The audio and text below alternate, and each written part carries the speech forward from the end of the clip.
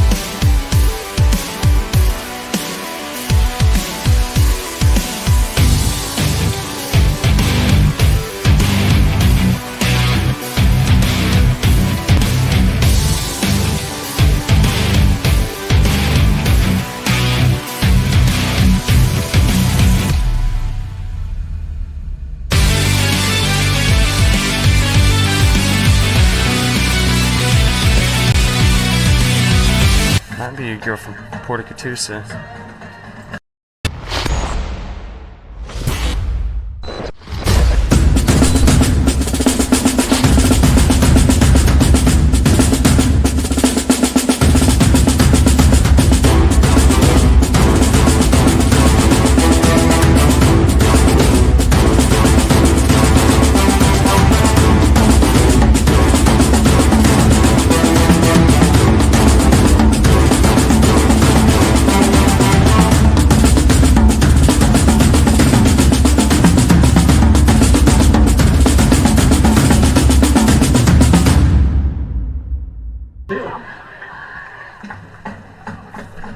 Who won the coin toss today?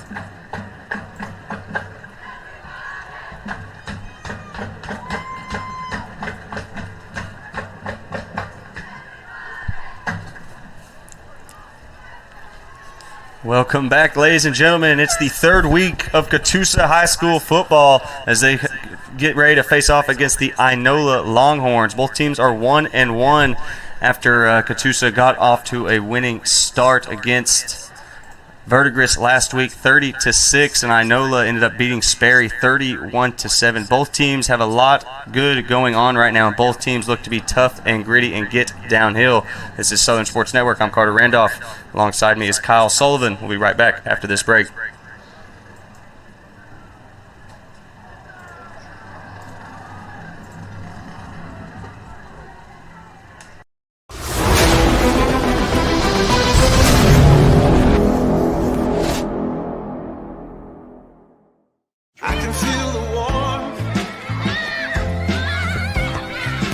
Deep down in my bones,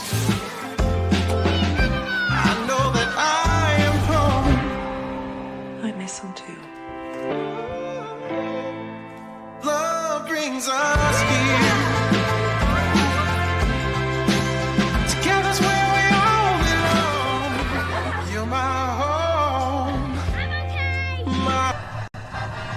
Thank you, ladies and gentlemen, for joining us. I'm Carter Randolph. This is Kyle Sullivan. We are with Southern Sports Network, and it's the Battle of the Ports today, Kyle. Both teams getting their first win of the season last week as Catoosa beat Verdigris.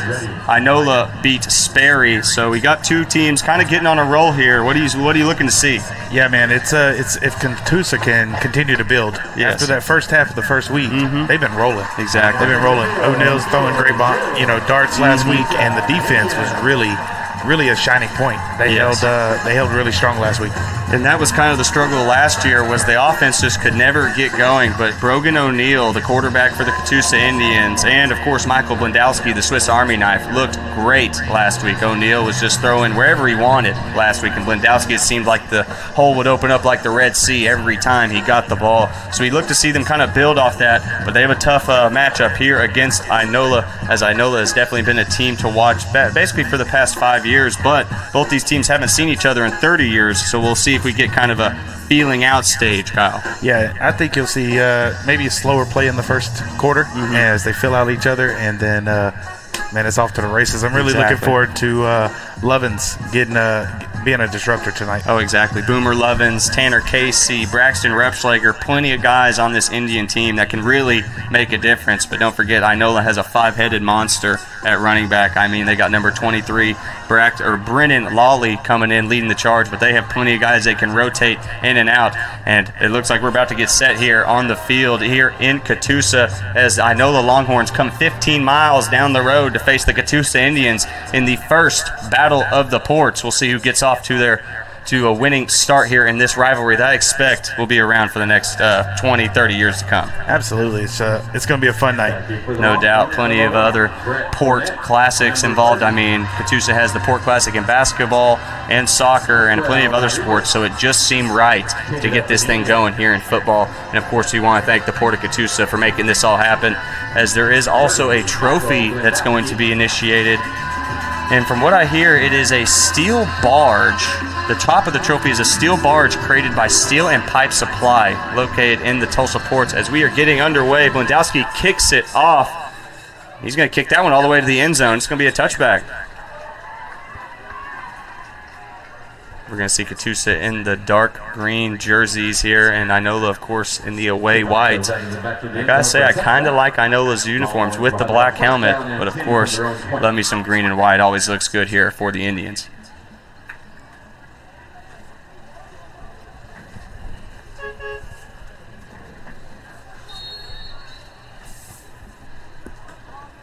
Joseph Estes going to be the QB for the Inola football team here. His dad is actually a coach for the Tulsa Gators, a semi-pro team located in Tulsa. Definitely seen him around, so kind of a small world seeing his son play quarterback today. See what he can do here for his Longhorn football team. Going to be a bad snap on the first play of the game. Not what you want to see if you're a Longhorn fan. It's going to be a false start. Didn't hear a number, really see who jumped, but not a good start here for the Longhorns. They're going to move 5 yards back, make it 1st and 15. When as they jumped, you saw that the linebackers were coming, so Catoosa looks like they're going to be aggressive starting off. Which definitely sounds like Coach Sal Guerrero showed up last year and really kind of made his imprint on this team, as they are tough, gritty, and look to hit you, look to get downhill. As the Longhorns going to get outside quick, and there's going to be no room. Just a swarm of green tacklers wrap him up. Run by number 7, Rowdy Rock. Initially hit by number 11, Tanner Casey, and brought down by number 10. Of course, Tanner Casey, the wide receiver safety. I mean, he plays on both sides of the ball, and he plays both of them well. So look for him to make a lot of chaos happen here in this one.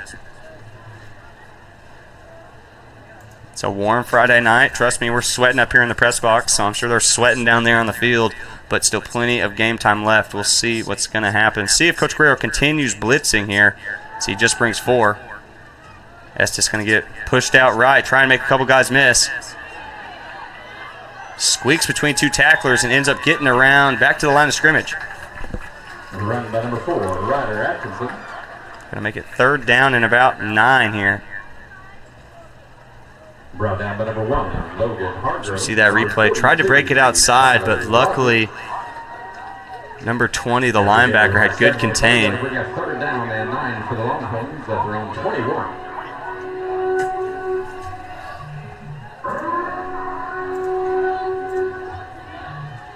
Last time these two teams played, I believe it was 1994, Kyle. So probably wishbone era last time these two teams saw each other. So we'll see what kind of offense the Inola brings to the table. Usually a run-first team. We'll see if they drop back.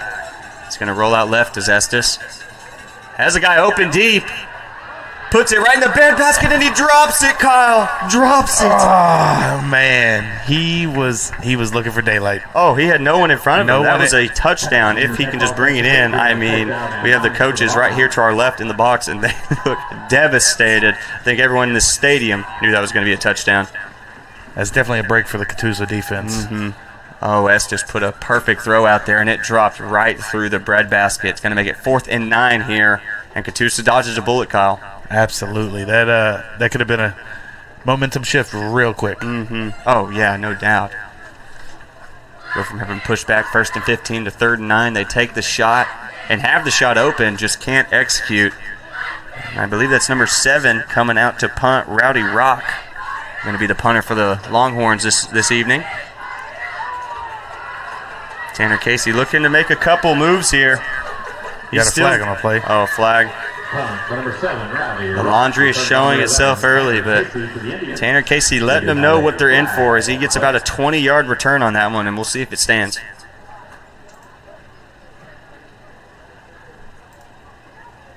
Blocking the back. Flag for blocking the back against the Indians. That is going to push us back around 15.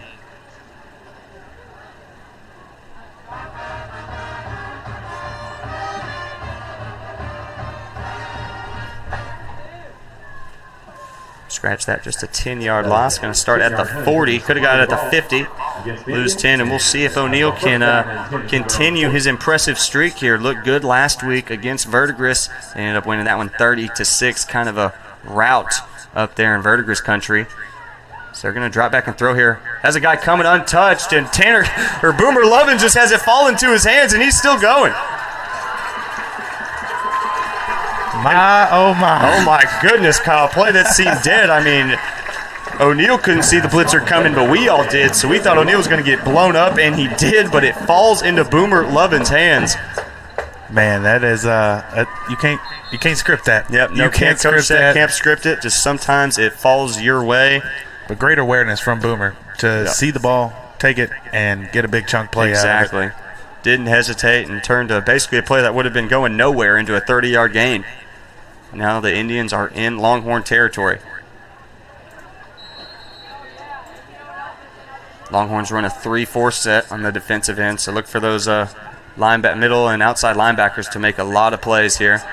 So you see number 5, the outside linebacker, crashing in and making a tackle for loss. Yeah, that was number 5, Lane Paget, for the defense, and he went right through there. Untouched, just basically crashed straight to the running back. And I'm sure Coach Grail will remember that one and maybe have O'Neill pull it, one of these maybe fake an inside zone, pull quarterback read. Yeah, especially if he's crashing and coming fast. That trips to the bottom of the screen here, 2nd and about 14. O'Neill has to scramble out of the pocket. Almost gets brought down from behind. Ends up just throwing it away. Had a couple guys open there in the corner. There's a flag. It's a late hit. Late hit. And once again, Longhorns shooting themselves in the foot here early. Already 3 things that are not helping Inola. Yeah, 2 flags and a huge drop pass. Definitely not going the way they thought here to start things off. It would have been 3rd and long. Instead, it's going to be an automatic 1st down. Going to drop them at around the 25.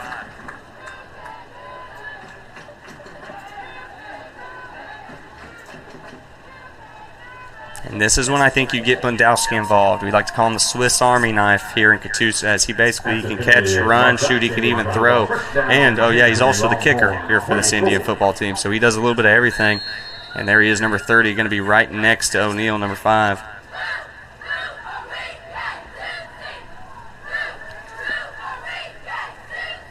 Two receivers at the top of the screen, tight end at the bottom, kind of a nub. They're going to get it out quick to Casey, and he makes the catch, spins to the outside. Nice 5-yard gain. It's more of the same of what they were doing last week. Being able to take the high percentage throws, get into a rhythm, let the playmakers do the plays. Exactly. Let O'Neal get into a rhythm and then maybe take a couple chances downfield because he does have a good arm. Absolutely. And so far this season he has had good accuracy. So we'll see if they maybe try and mix in a deep play action here. He's 2nd and 5, going with that same formation. Boomer Levin's the other tight end. This time they go QB sneak, and it's open. Gets popped in the mouth, does O'Neal, but ends up pushing the pile. Going to be another first down for the Indians. After gaining enough for the first down, brought down by number 5, Tanner Casey comes off. Braxton Rupschlager comes in. He's a big 6'3" receiver here for the Indians. Maybe look for him to get involved here in the red zone.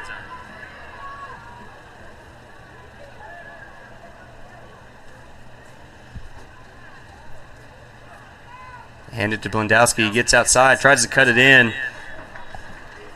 Able to juke and jive his way for about 2, maybe 3. Run by number 30, Michael Blendowski for the Indians. Brought down after a gain of a couple on the plate by number 1, Brett Cornett.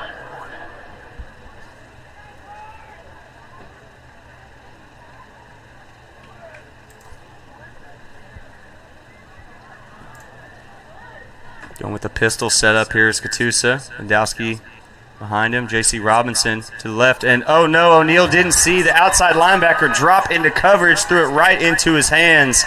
It's going to be a turnover on downs here for the Indians. Longhorns going to take over at around their own 10. Yeah, he was sitting in the zone, and he threw the ball and almost immediately knew, oh, God. Oh, yeah. And it was a good play call. That linebacker was playing down, acting like he was going to blitz, and then just dropped right into that slant zone area. And O'Neal threw it right to him. Indians going to have to make another stop here.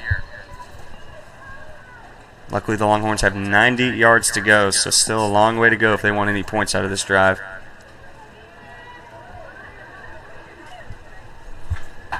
Just under 7:30 here in the first.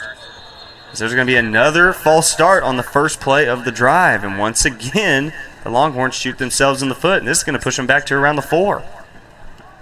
I think maybe the 3.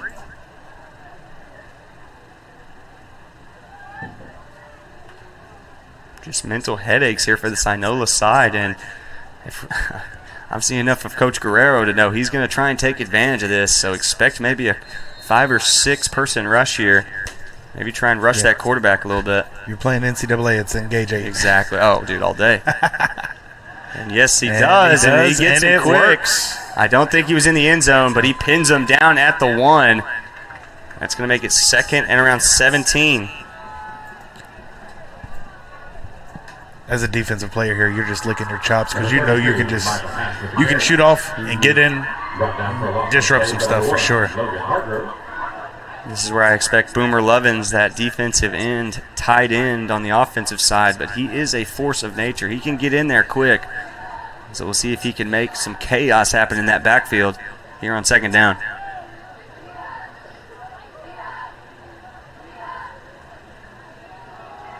Oh, no, and it opens like the Red Sea. Ends up stopping him before he gets to the first down, but not what you wanted if you're an Indian fan. Run up the middle by number 23, Brendan Lawley.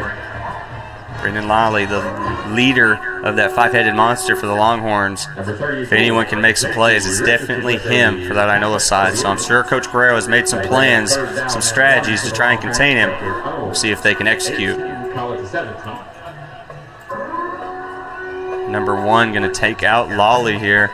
It's Brett Cornett, the senior, taking over at running back for the Longhorns.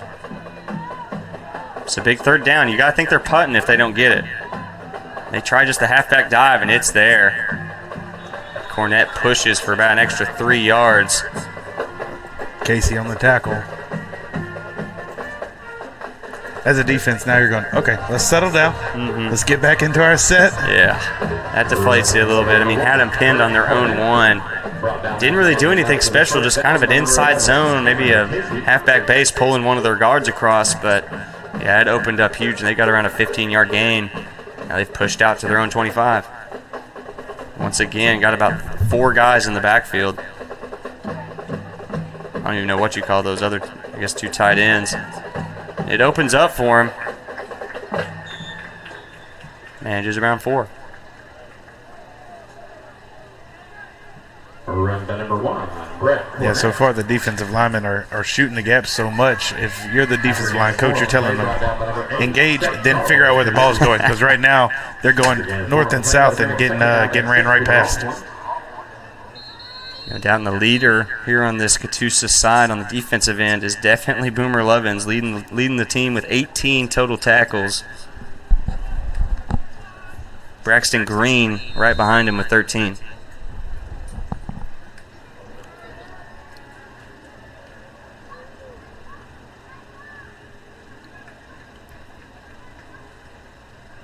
Play action here. Bunch of green jerseys coming. And he had number 35 open, but overthrew him. That could have been bad, but once again, Catoosa dodges a bullet, and it's going to be 3rd and around 6.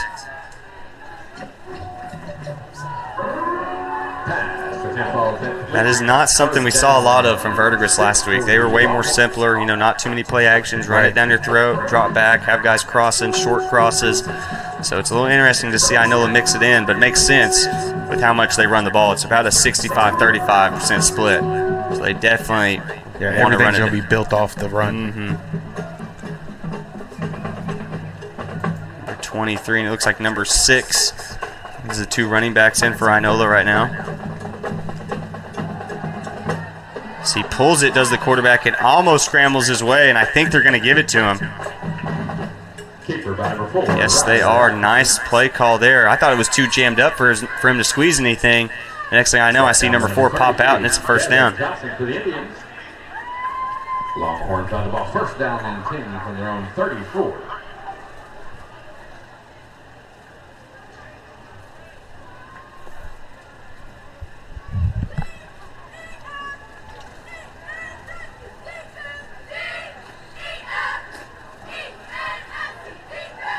Quick screen for Inola.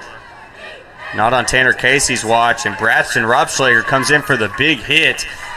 Or no, that was DeAndre Hamilton coming in for the big hit. Nice play from a safety cornerback here for the Catoosa Indians. Yeah, I imagine if you don't have a wall of blockers, it's going to be real hard to get a play on them. Ah, that was a pretty good play call. He only needed to make one man miss, but Tanner Casey came crashing down hard. Blew that one up before it even got started. Once again, 2nd down behind the chains here for the Longhorns.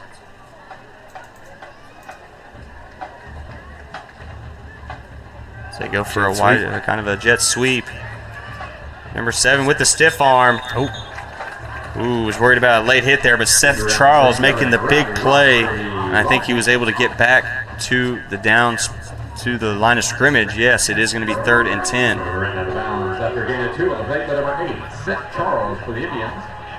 If you're an Indian, this is what you want to see. You want to see the Longhorns behind the chains, really having to go pass heavy here.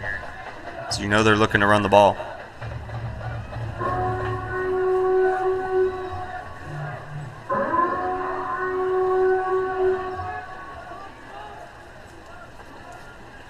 Got stacked receivers here at the bottom of the screen. 2 at the top. Brennan Lawley going to be the running back. There's going to be another false start. Number 79, I believe that one was. Just kind of saw his head pop up for a second. So it goes from 3rd and 10 to 3rd and 15 here.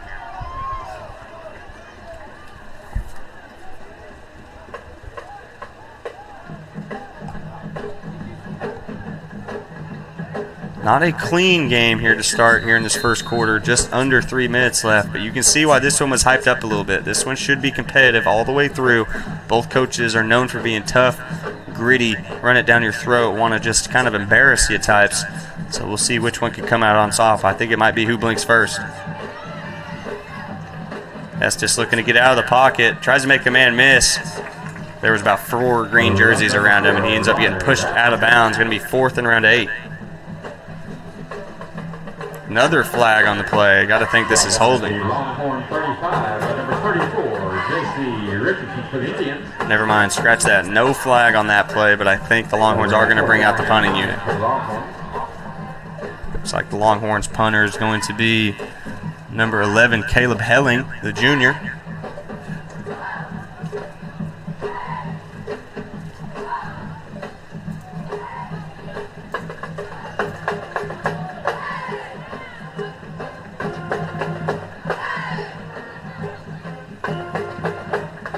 Low line drive kick for Helling. Tanner Casey fields it anyways. Tries to make the first guy miss and just gets sandwiched by 2 Longhorns. I know he's going to field that one tomorrow. Indians get down at the 25 as the offense looks to get back into the red zone. Last drive drove it all the way down the field. I mean, after a couple crazy plays, but end up in the red zone on the Longhorn 10, and then a O'Neal interception cancels it all out. But luckily, the defense has stepped up here early in the season, so luckily O'Neal can make another drive out of it and maybe put some points up here for the Indians.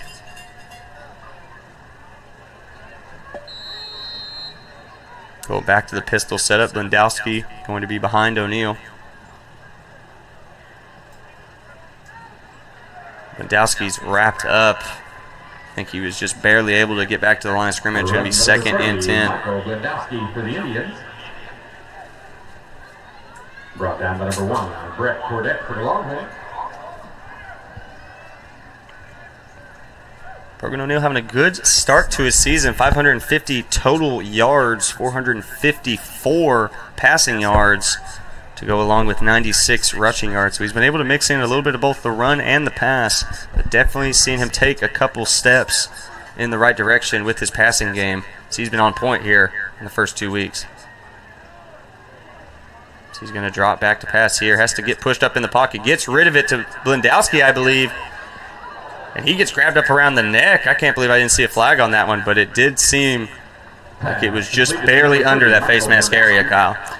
Yeah, it looked like he got him right around the neck, and luckily didn't throw him down or anything. Shoot, I don't know if anyone watched that Thursday night Jets-Patriots game, but I'm a Patriots guy, so to see Stevenson go out in that first quarter, that was tough. And he had a good stiff arm, but just got his hand up near the face mask, and I think he broke one of his same fingers, honestly, because it looked a little out of place, if you know what I'm saying. Hopefully he'll be able to bounce back. But fingers and running backs, I feel like that's just kind of 2 peas in a pod, right, you know what I mean? Oh. And the Indians get their own false start. I believe that's the first flag. Nope, they got that block in the back on the last punt. They're just going to push them back. It was 3rd and around 2. Now it's going to be 3rd and around 8.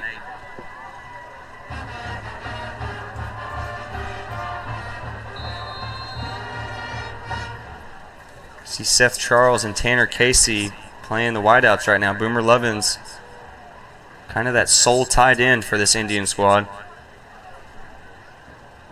They go bunch set on the top. Boomer Lovins was open, just let it go right through his hands. He ends up making the drop, going to make it 4th and 8, and that's one I bet he wishes he could have back. Yeah, I'm not sure he was looking for it just yet. O'Neal had to get it out earlier than probably he desired, and yeah, as we take a look at this replay, it doesn't look like Boomer was really ready for the ball. I agree. Yeah, turned around real kind of lackadaisical. I don't know what he was thinking. I mean, 3rd down, you need to get to the spot and turn around. Blendowski is our official punter kicker here for this Indian squad. It's a high snap. He ends up faking it, gets it off anyways. I think he pushed it out of bounds. I don't even know if it got to the 50. They're going to give it to him. It ends up making it past the 50, pushing it onto the Longhorn 40. And with that, we are going to take a quick break, folks. That is the end of the first quarter. Still 0-0 here for the Battle of the Ports. You're listening here on Southern Sports Network. Find us on Roku, any app store, or Facebook, or YouTube. So make sure to check us out for any other sporting events. Carter Randolph, this is Kyle Sullivan. We'll be back right after this. That's it in the first quarter with the score all tied up at 0.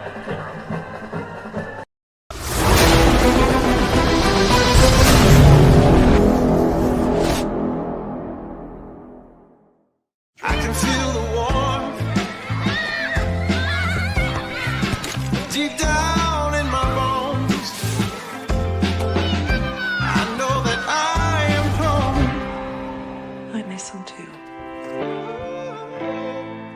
Love brings us here. Together's where we all belong. You're my home. My home. Thank you to Dick's Sporting Goods for being a sponsor for Southern Sports Network and Catoosa football. But we are back in the action here at Frank McNabb Stadium, or as I like to call it, Hard Rock Stadium, as you get a good clear look of the Hard Rock Casino right next to us. Thank you, sir. Catoosa defense looking to make another stop here. Longhorns kind of picked up the pace on offense on that second drive. We'll see if Coach Guerrero has anything to maybe stunt that, maybe get him a quick 3-and-out here.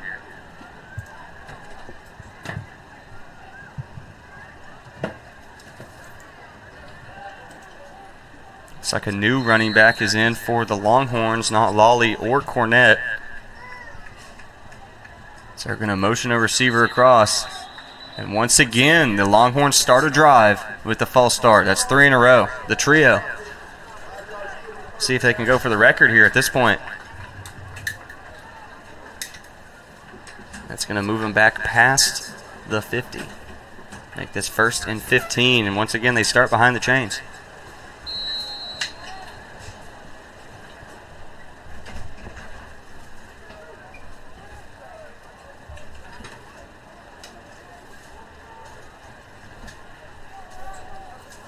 Longhorns looking at a deuce set here. 2 receivers to the bottom of the screen, 2 receivers to the top. It looks like they're going to keep in number 31, I believe, is in for the Longhorns. That's Eli Berg. Say motion across number 2. And once again, a false start. That's number 63. I was just kidding when I said go for the record, boys. Come on now. Alejandro Gallegos jumping for the Longhorns. Yeah, when you see an O-line jumping a lot, you know that their confidence ain't there. No. They know the snap count. They know when the ball's being high snapped. But when the defense is getting the pressure like Catoosa is, they're trying to get every little second. And they got to get it on the same page. They're going in the wrong direction. Yep, not the way they want to move. And, yeah, definitely kind of a mental game right now. This O-line is just not clicking. Their O-line is stout with a bunch of juniors and seniors. So we'll see if they can kind of figure it out here as they push Estes out of the pocket. And he puts a dot to number 11, I believe, as he gets the 10 yards back. Going to be 2nd and 10. Yeah, and Tanner Casey again with just a shot once that ball got there. Great hit, great tackle.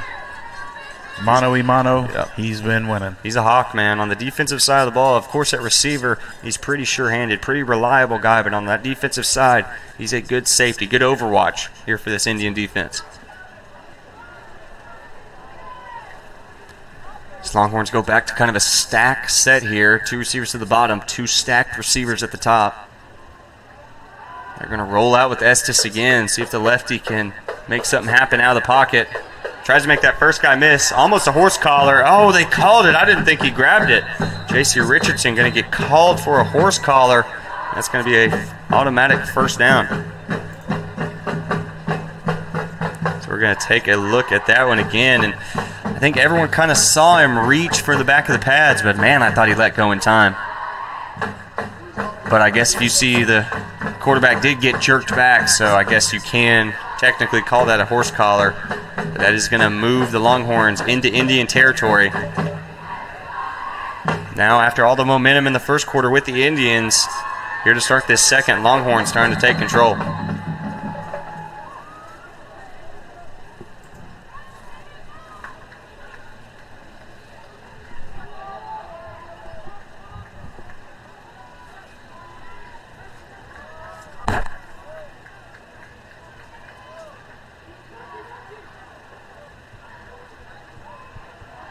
They hand it to number 31. He bounces outside and ends up making the cut back in and pushes for about 5. And make it 2nd, around 4 or 5.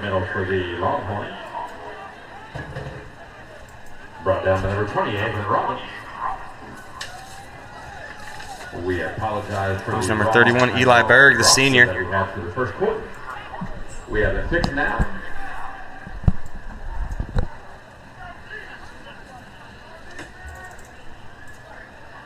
Brennan Lawley back in at running back. As we get to the 10-minute mark here in the second quarter, need a couple stops here from the Indians. Estes pulls it again, and it's open. He cuts it back inside. Does he have the lane? Yes, he does. He sprints like a gazelle into the end zone, and the Indians are down 6. Touchdown run by number 4, Jenner Estes for the Longhorns. Just a good play call. You can see that outside linebacker kind of scrambling out to catch up with that receiver. And Estes took advantage of it, and he cut it right up the middle for about a 30-yard touchdown run. Nice play from the young quarterback. As we take a look at that one, I thought he was going to hand it off to the running back. He ends up keeping it again. Tanner Casey kind of out there in la-la land. Ends up getting juked out. The field goal is good, and that's going to make it 7-0. Longhorns on top here early.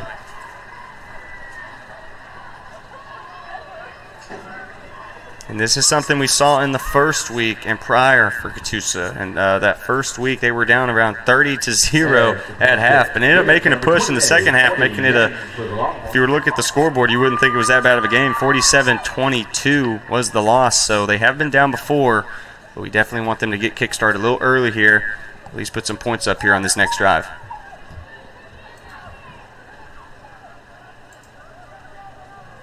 So you can look some of the team stats here for both teams. Catoosa obviously has an advantage in the passing yards, but you can see Longhorn football is run first, pass second.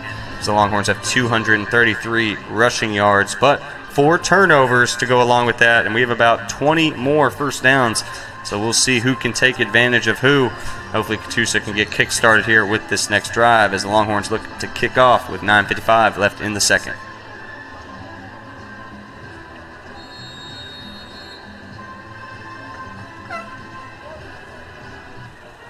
Low liner kick.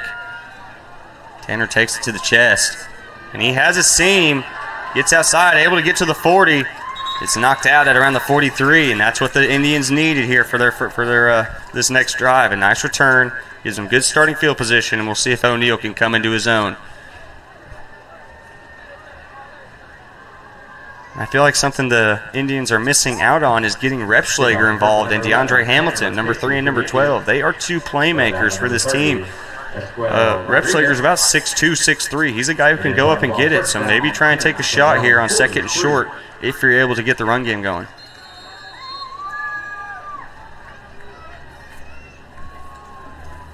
So you're going to see 2 running backs in, Repschlager and Hamilton.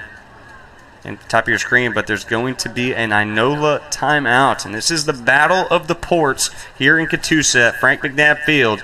Indians are down 7 here with 10 minutes left in the second. We're going to take a quick break, folks. This is Southern Sports Network. Carter Randolph alongside me is Kyle Sullivan. We'll be back with the action.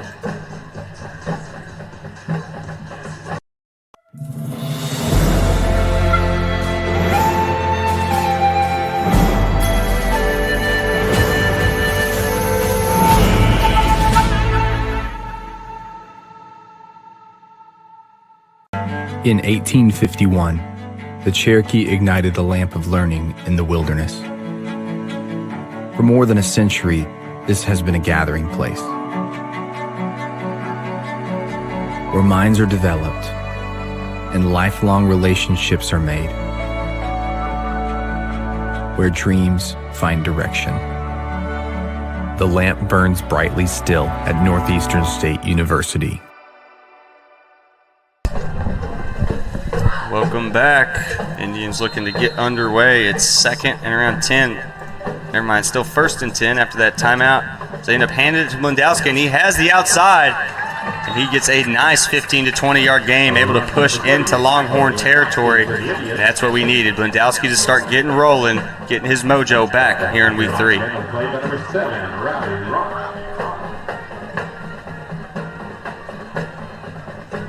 Indians on about first down and 10 from the Longhorn 43.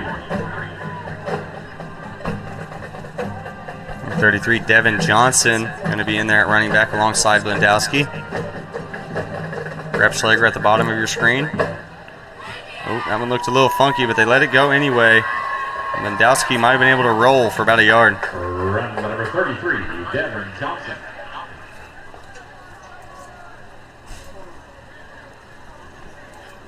Brought down for no gain on the play by number 6, Jacob Catoosa for the Longhorns. Hamilton and Repsler are going to be at the bottom of your screen now, both receivers. Hamilton going to play that slot position. Johnson dropping more of a tight end role here. O'Neal fumbles the snap, ends up just having to fall on it. Oh no, I don't think he got it. Longhorns come up with the fumble, and just devastating for this Indian offense. Defense going to have to come back on the field and make a quick stop. So we check that one out. Just a bad snap from the get-go. It kind of rolled to O'Neal. Of course, took a crappy Indian bounce, ended up bouncing back into the trenches. The D lineman sniffed it out and was able to fall on it. Longhorns get the ball at the 44-yard line in Longhorn territory. And yeah, Kyle, we talked about how sharp O'Neal had been, and that one wasn't necessarily on O'Neal, but he has not had that same groove he had in Week 1, at least the second half of Week 1 and Week 2, as he just hasn't really gotten into his groove, and a couple of bad flags, a couple of missteps, a couple drop passes has happened, but luckily there's still plenty of time for him to get back into this ball game. Yeah, still plenty of football left, and we thought that in a big game like this with a lot of hype around it, the first annual of anything, Battle of the Ports, you're going to have nerves. It's your first home game. You've been away for 2 games. First game at home, the lights, all your friends, everything like that. You just got to get into a rhythm. And on that last drive, there was like 3 low snaps. So they're getting low snaps, and you just need to go over there, practice it, get it up to his chest a little bit. They'll be fine. They'll be fine. Exactly. Coach Carrero definitely going to nip that snapping in the butt, but yet plenty of time to get back into this one. But right now we need the Indian defense to step up, see if they can get a quick 3 and out, or just get a stop in general. Yeah, if I'm Inola, I'm taking a shot. You want to put the foot on the gas pedal. Yep, I definitely like what you're thinking. I'm running first and then taking a shot. We'll see if they have that same mindset. So they're going to pump fake and get rid of it. Hamilton's there. Almost had it in and out of the Catoosa defender's hands, but good defense nonetheless, as DeAndre Hamilton's there to break it up. So we take another look at that one. Yeah, Estes took it, pump faked the screen, and was looking down to number 11 right off the bat. It was a little bit underthrown. Hamilton probably could have came up with it, but a breakup, that works just as well. 2nd and 10.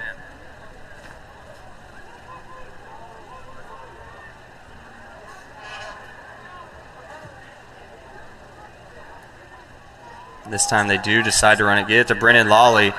Luckily, he's tripped up. That could have been way worse, but it's only going to be a 5-yard gain. Make this 3rd and manageable for the Longhorn offense. Brennan Lawley.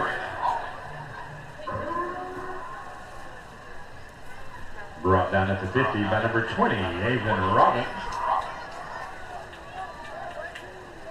That'll bring up 3rd down and college 5 for the Longhorns.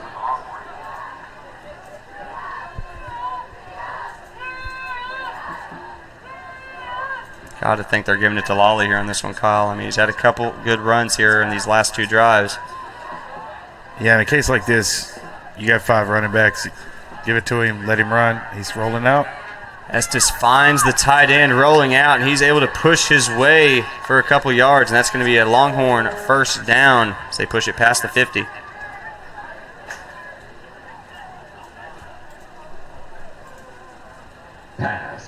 As we take a look, and yeah, just a good play call. I mean, Estes scored on a touchdown kind of on this sort of play design. So instead of him just taking off, he just flips it to his fullback tight end. He scrambles for about 5 to 7, gets the 1st down.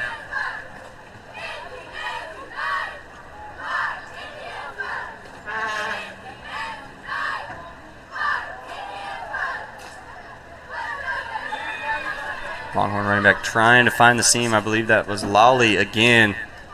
Indians able to crash hard and end up only giving up around 2 to 3 yards. Maybe 2nd around 7. Brought down after a gain of about 4 on the play by number 52, Jose Rodriguez for the Indians.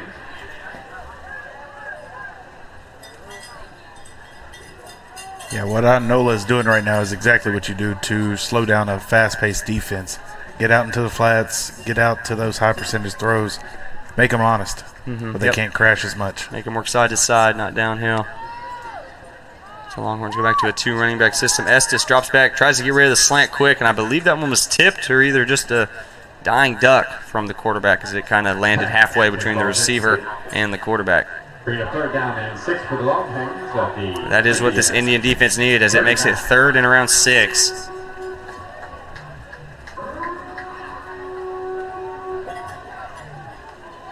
And in my mind, this is 2-down territory for the Longhorns, so you got to still watch the run if you're the Indian defense. The way football's kind of making some changes, kind of evolving, coaches think a lot of the times it's just worth it to go for it on 4th down. Better odds. Estes going to drop back, has plenty of time in the pocket. Has a guy wide open out there about a 10-yard out near the other side of the 30. He gets pushed out at around the 25. Another 1st down for the Longhorn offense. Just too much time. Had too much time in the pocket. Was able to just kind of pick the zone coverage apart and end up finding the open man. Yep, you can see it. He breaks out, and that linebacker, instead of falling and breaks in, thinking that it's going to be kind of a 10-yard in route. Instead, it was a 10-yard out. They get the 1st down and a couple more.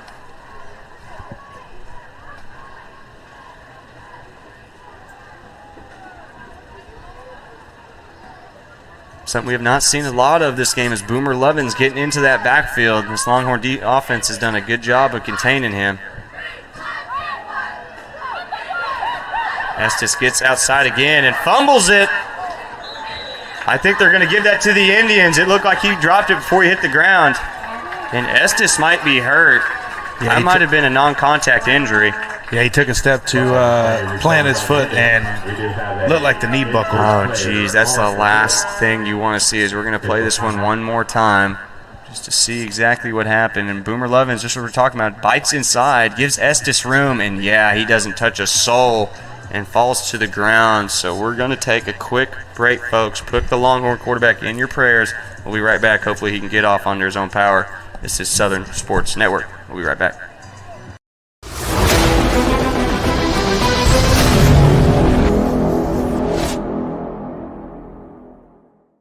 I can feel the warmth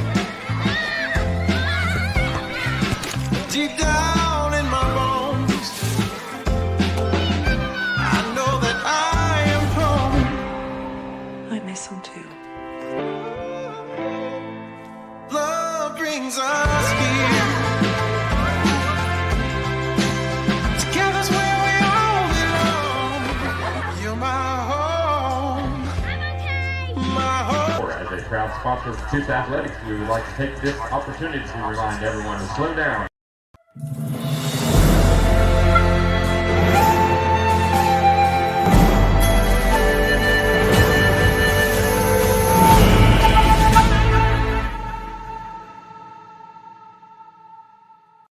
In 1851, the Cherokee ignited the lamp of learning in the wilderness. For more than a century, this has been a gathering place where minds are developed and lifelong relationships are made, where dreams find direction. The lamp burns brightly still at Northeastern State University. Welcome back, ladies and gentlemen. Northeastern State is a great spot to get an education. If you're looking to get a college degree, definitely check out Northeastern State, the Northeastern State University Riverhawks. And back to some action in Catoosa. Estes was able to get off under his own power, but I doubt we'll be seeing him again today.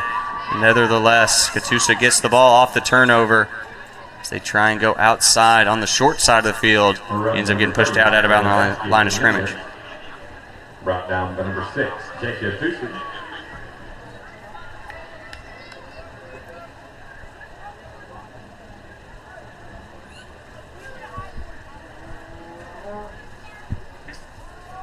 Going to be 2nd down and 10. Repschlager at the bottom of your screen as that lone receiver.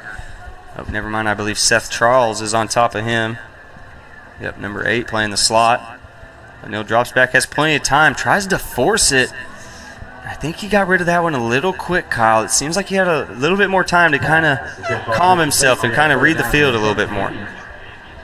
Yeah, it definitely seems like he's trying to force a few passes tonight, and some of that's pressure some of that's the pressure they have gotten. Mm-hmm. He's just needs to steady himself just a bit here in front of the home crowd. Can't blame him. First time these two teams have seen each other in 30 years. First battle of the ports here at Frank McNabb Field. We'll see who can take home the Steel Barge Trophy. Can't wait for y'all to get a look at that one. It is a cool-looking trophy made right here in Tulsa. As O'Neal gets out the pocket, he tries to throw it back across his body, and once again tries to force it. Luckily, just to get away with an incomplete pass. It's 4th and 10 here. Indians looking to punt. We take a look at that one. I like the play call. The Longhorns had a good defensive call as well, as it was pretty covered up. Maybe had that slot on the top side of the field on a 10-yard out, but it would have been tight. Had the defender following him about 2 yards behind him. But nevertheless, Blendowski coming out to punt. Hopefully give this Indian defense good field position. And a bad snap has to fall to a knee. Ends up getting rid of it. Going to be about a 10-yard punt. And if I was number 30 for the Longhorns, I would have grabbed that sucker and ran with it. I don't know. I mean, he had nothing but daylight in front of him. Honestly, Indians got away with dodging a bullet. And it looks like there's a flag up near the 25-yard line where they were punting from. And I think that's going to be excessive celebration, maybe unnecessary roughness on the Longhorns.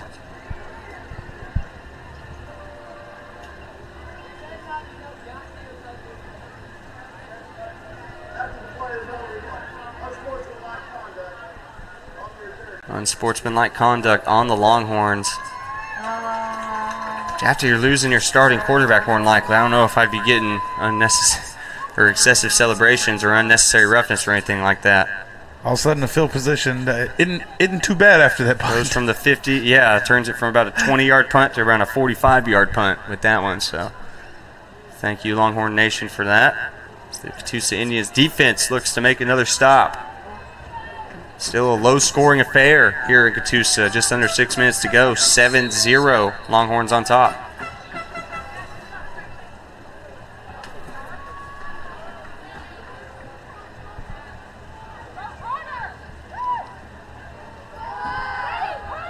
As the backup looks to make a throw on his first drive and completes on his first throw of the day. Backup quarterback's number 21, Thomas Hass, coming in after Jenner Estes' injury. Pass, complete number 3, Connor Pratt. Connor Pratt, number 3 on the with the catch. Brought down by number 1, Logan Hargrove for the Indians. Bring up 2nd down and 3 for the Longhorns. 2nd and around 3 here. Trips formation for the Longhorns. As Boomer Love's been quiet all night, and I knew right as he slammed him they were going to give him that flag. You cannot do that, number 6. That is unnecessary roughness at its finest, and that's going to be a 15-yard penalty. And another. That could be the saving grace for Catoosa, as we'll see who it's on. If it's on the Longhorns, they'll cancel each other out. Yeah, that's just good tackle. You expect a DN to be physical like that, but that long after the whistle, you've got to cool your jets, not body slam their backup quarterback like that. He's down. And now the backup quarterback's down. Didn't even notice that, folks. And now we'll see what the Longhorns can come up with, as 2 quarterbacks might be down for the count, and there's still 5 minutes left in the second quarter. As we see the Longhorns come together, they got the whole team huddled up right now, but with number 21 being hurt, we're going to take a quick break here, folks. This is Southern Sports Network. Carter Randolph. Alongside me is Kyle Sullivan. 7-0, Longhorns still on top.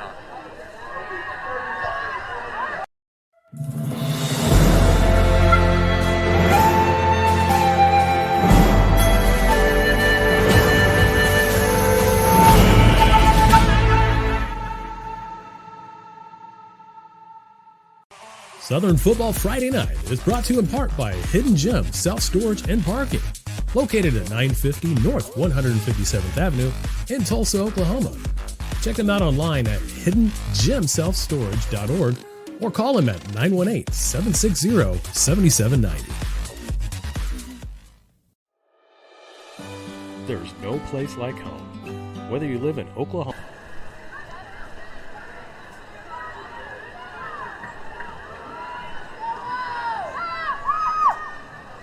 Welcome back to Frank McNabb Field. Both penalties were on the Indians, so it ends up being a 30-yard swing.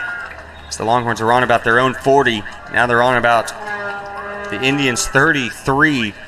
And luckily the Indians get into the backfield and make it a tackle for loss. Going to be second and around 11.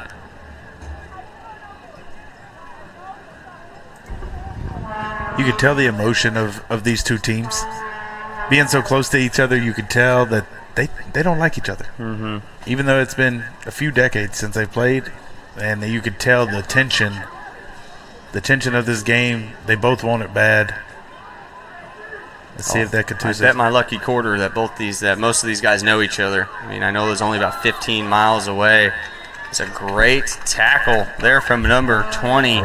Avon Robbins makes a huge tackle as there was nothing but daylight there for that Longhorn running back. It's going to make it around 3rd and 8. Brought down after gain of 3 on the play by number 20, Avon Robbins. That'll bring up 3rd down and 7 for the Longhorns at the Indian 28. And not to bring up any of those injuries, but with both the starting quarterback and the backup quarterback going out in this one, we'll see if there's any sort of passing game here for the Longhorns. If I'm Coach Guerrero, I'm zeroing in on the run game right now. Putting about 7-8 men in the box, seeing if you can beat us. So they end up rolling the snap. They try and get it to Brennan Lawley, and he can't go anywhere. Going to make it 4th, about 8 still. So you see either the punting unit or the kicking unit coming onto the field just about at the 3-minute mark. So still plenty of time for the Indians to make a little dent on the scoreboard. Still got a goose egg up right now. I've been able to move the ball decently, but a couple late drive mistakes have hurt this Indian team. Pick on the first drive and a fumble and just bad flags at the wrong time. So we'll see if the Indians can figure it out. I'm sure Coach Guerrero is going to give them a heck of a halftime speech. Definitely a lot of fire under him.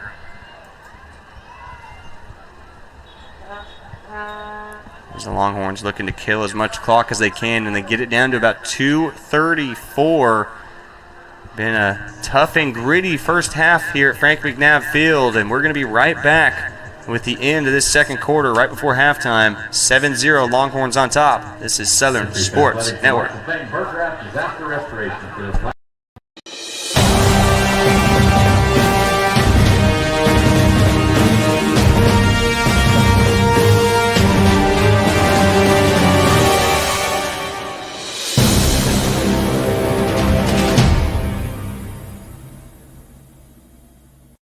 Mowing your yard just got easier. TNG Power Equipment has the best Ferris mowers to get the job done, including the all-new 60-inch redesigned deck that mows up to 11 miles per hour in tall or wet conditions. And for smaller lawns, our Ferris 300S starts at just $39.99. And right now, save up to $1,000 on select Ferris models. Commercial grade to last a lifetime. TNG Power Equipment has Ferris mowers to tackle your problem. We are back with the action. Indian offense looking to take over and looking to get that goose egg off the scoreboard. 7-0 here in Catoosa. Indians need to make something happen here before halftime just to get that confidence level going. Yeah, again, it's been slow. It's been kind of sloppy so far. Not as much as intensity as they have the last 6 quarters of play, but they got plenty of time to make that right before halftime. First, we got a Longhorn field goal attempt, and there's a flag on the play, probably a timeout, I would guess. False start on the Longhorns, so I'm sure it was already a deep field goal for the kicker. Now it's 5 yards deeper. I believe, let's see, we're at the 30-yard line. It's about a 38, 40-yarder, I believe. And that is deep. He's gonna have to boot this one pretty good. They still keep the kicking team out there, so they feel confident in that.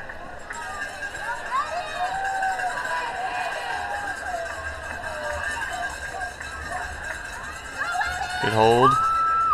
I think he has just enough. Nope. And he pushes it to the right. Going to be no good. And I don't know why they went with a field goal. I would have punted and played for field position. as now the Indians get the ball on around the 40-yard line with plenty of time to make their move.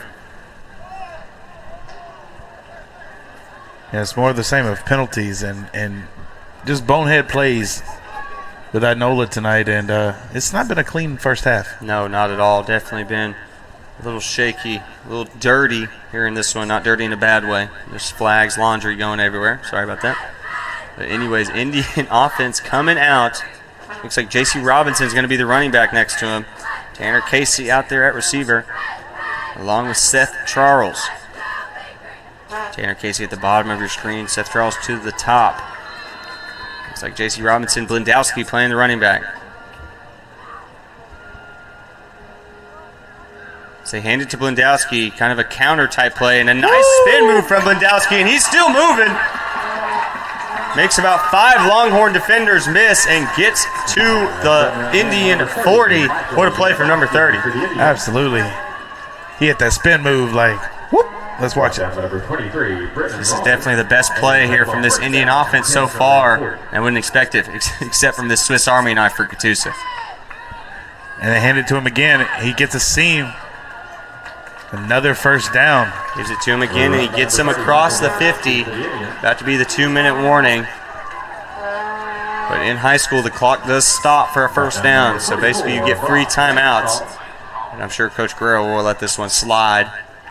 Never mind, they get the playoff just in time. This time, O'Neal keeps it. And lucky to hold on to that one. Number 11 went swiping at the ball as he gets the tackle for loss. It's going to be second and around 12. Brought down by number 11, Caleb Healy. Indians on the ball, second down and about 13. Minute 40. Clock is rolling here. Still haven't wasted a timeout, has Catoosa. And you got to throw the ball. We're running it, but we're wasting too much time here. So we barely get back to the line of scrimmage. It's going to be 3rd and 12. They call a timeout. So they have no choice but to stop the clock with a minute 23. And I get running it after on first down right there with the way Blendowski's doing it, but you've got to get that ball in the air. There's just not enough time. Hopefully they can pick up this 3rd and 12, give him another shot. And they might just be playing for field goal position because Blendowski has a boot on him.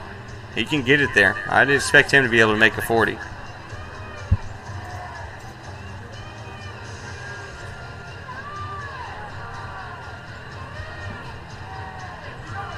Expected this one to be a battle, and it has proved to be just that as we're about to reach halftime with a minute 23. This is the Battle of the Ports. Thanks to the Port of Catoosa for becoming a sponsor to this event. A huge battle that has been going on. Was definitely around for a long time from the 70s to the 90s and then kind of died out and has revitalized itself here with this Battle of the Port. And we'll see who can take home that Steel Barge trophy for the first time here in 2024.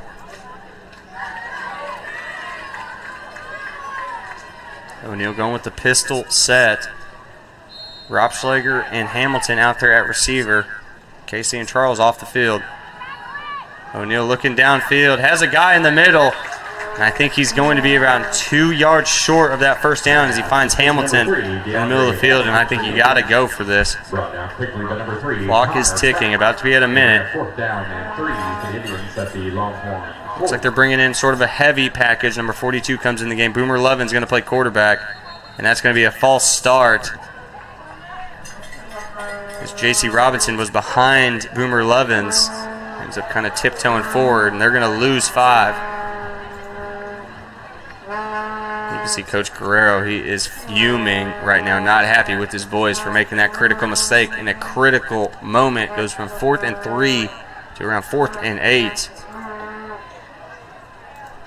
But luckily, there's just under a minute left, so not too worried about a Longhorn offense getting extra points here in this one. Especially them being out 2 quarterbacks. Exactly. They're just running the ball right now. It plays into Catoosa's hand. Passing game is basically out the window for the Longhorns. As he gets it out to Hamilton quick in the hook and ladder, and he has some room. Blendowski has to make another man miss, and they get it within the 20 into the Longhorn red zone. What a play call from Coach Guerrero. My goodness. That's how you come out of a timeout right there. That was beautiful. Just the way you draw it up. Gets it to Hamilton. He flips it to Blendowski, and it's off to the races. They get it to Blendowski again. Going to try and make his way outside, but he's grabbed from behind. 27 seconds left in this one. Catoosa waste one more timeout. In week one with Pryor, they did that hook and ladder and got another big chunk, and that really sparked them. So it's good to see that that's a normal play in the call sheet. For a play that we all love and have all ran in our backyard football days or whatever, you never expect it in this environment. So it works to a T here for Coach Guerrero and the Catoosa Indians, and now they can come away with 3 points. I know they're looking for the 7. Blendowski does have a nice leg on him. Definitely not afraid to send him out there. One more timeout left. Got to think they're going to have to go deep with Rob Schlager and Hamilton. Hamilton's going to stay off the field. Tanner Casey and Seth Charles in. Number 33, Devin Johnson in at running back.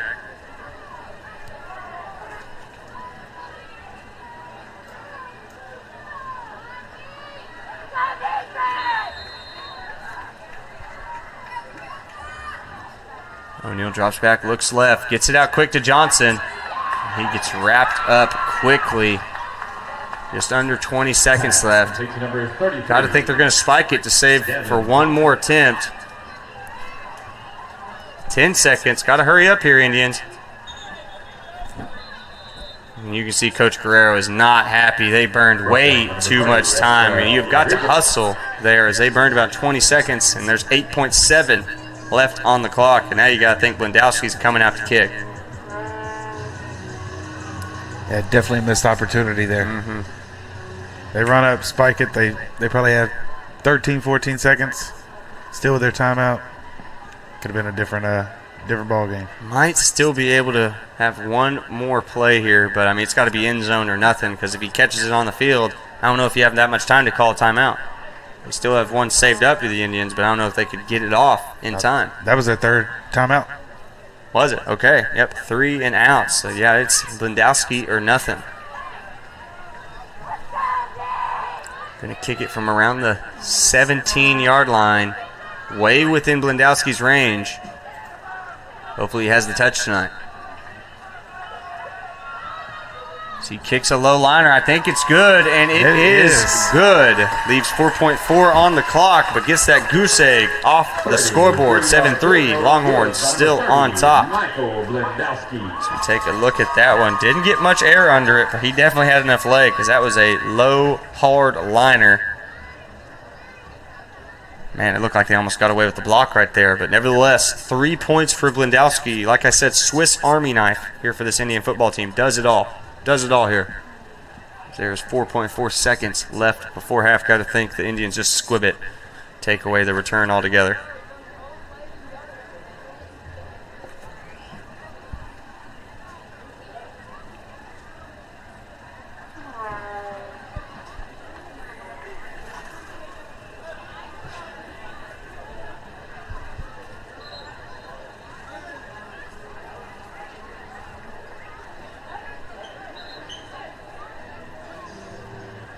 Little college football update for everyone who enjoys a little Oklahoma State football or OU football. Tonight we had Stanford versus Syracuse. Stanford on top at Syracuse 13-3. Number 24 Illinois going against number 22 Nebraska 10-10 with 10:42 left in the second. That one looking like it's going to be a good one. Blendowski, the man of the first half, giving them the 3 points, getting the Indians back in this game. Looking to get another kickoff and just praying the Longhorns don't return it.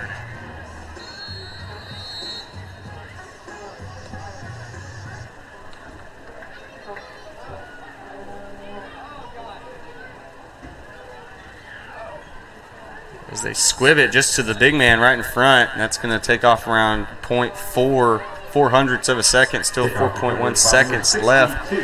Just so you know, to stick around during halftime, Chris Dotson is going to do a halftime interview with Coach Guerrero. Should be able to hear some good stuff from Coach Guerrero. I'm sure he's a little hot right now, ready to let some stuff out of his mind. So we'll see what he has to say right at that halftime break. So make sure to stay in, stay connected, catch that interview.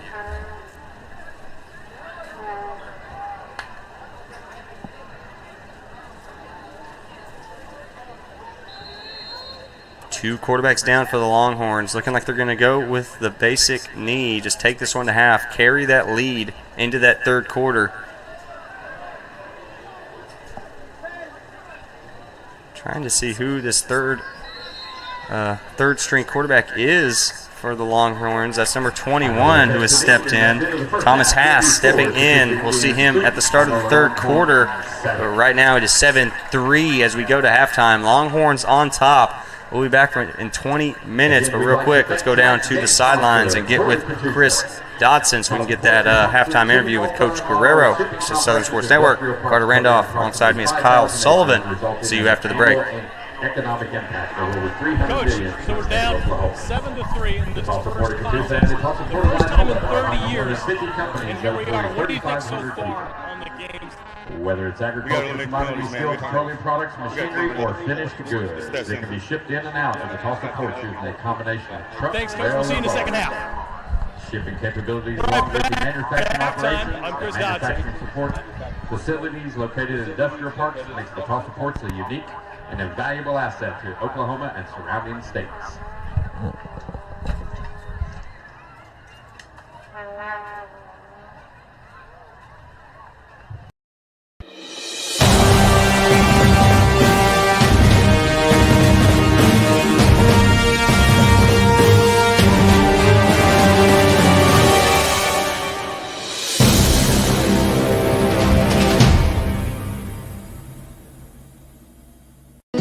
Things could be stranger, but I don't know how. I'm going through changes now.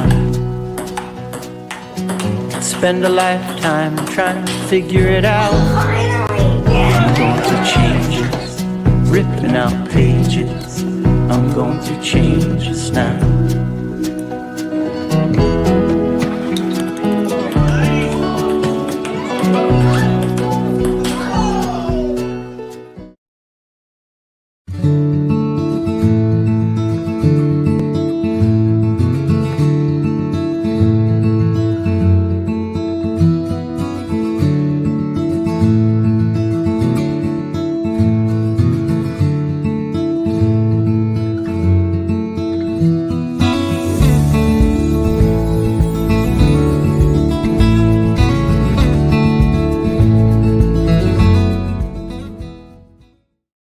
Mowing your yard just got easier.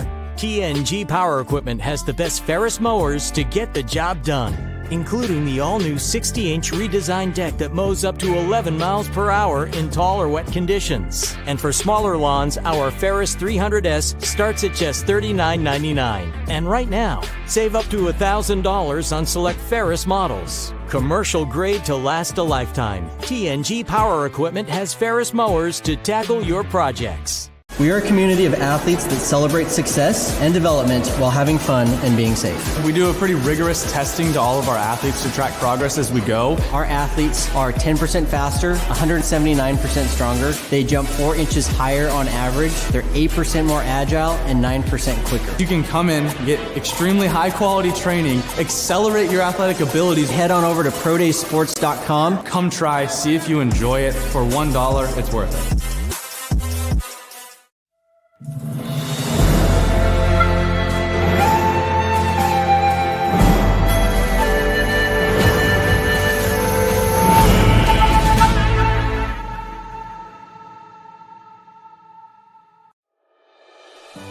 There's no place like home. Whether you live in Oklahoma, Arkansas, or Missouri, Realty Mart USA is your go-to real estate company for residential, commercial, agricultural, or land. We believe in strong connected communities and sponsor local events. Realty Mart USA, supporting our communities, supporting our future.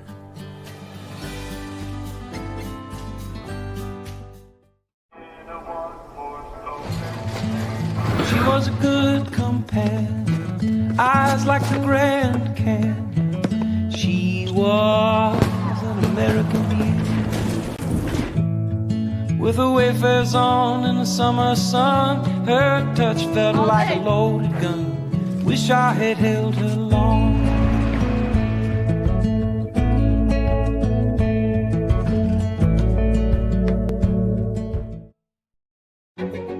A tradition of educational excellence, more than a century in the making, continues in Broken Arrow.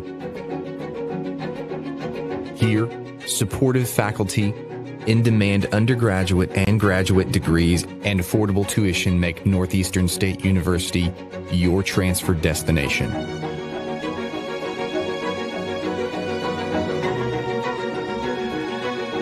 Finish what you started. I can feel the warmth deep down in my bones. I know that I am home. I miss him too. Love brings us here. Together's where we all belong. You're my home. My home.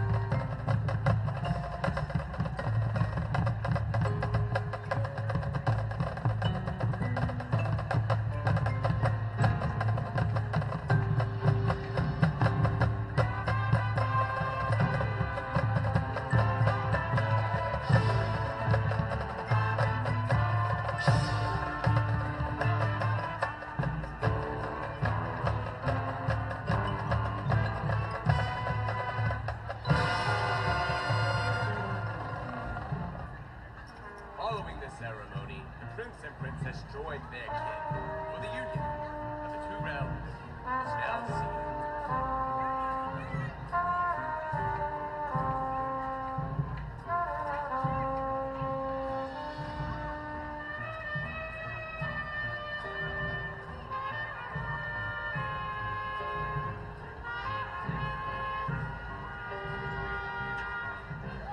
All of the realm rejoice, save for the wicked witch, Morgana.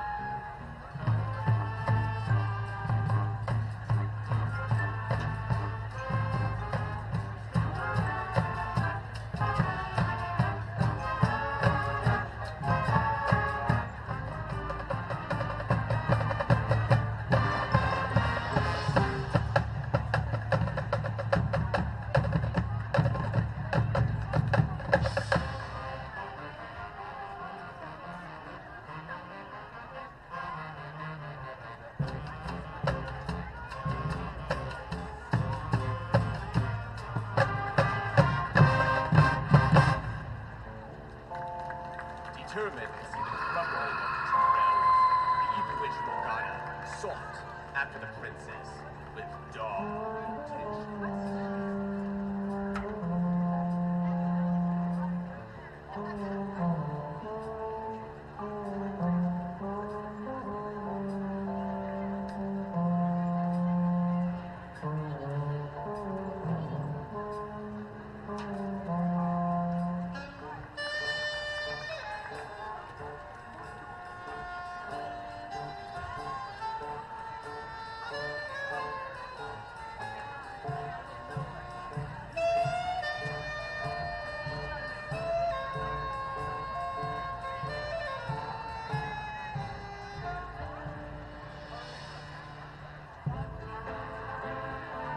Cunning as she was, the witch bestowed upon the princess a vial that would transform her into the dreadful, fire-breathing Leviathan.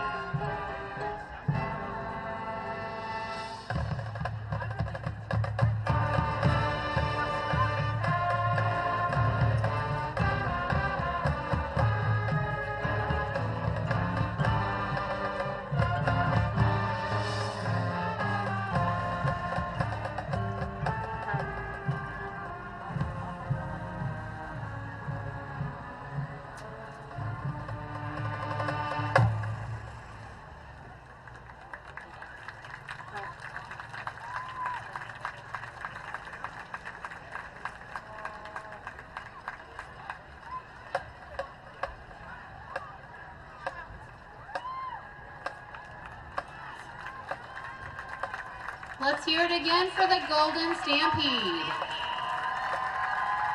The Golden Stampede would like to thank the administration, school board, and community of Inola for their continuing support of the fine arts.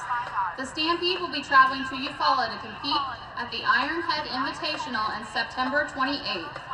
Come cheer them on at their first contest of the season. Stop by the Band Booster booth this evening to help our growing program.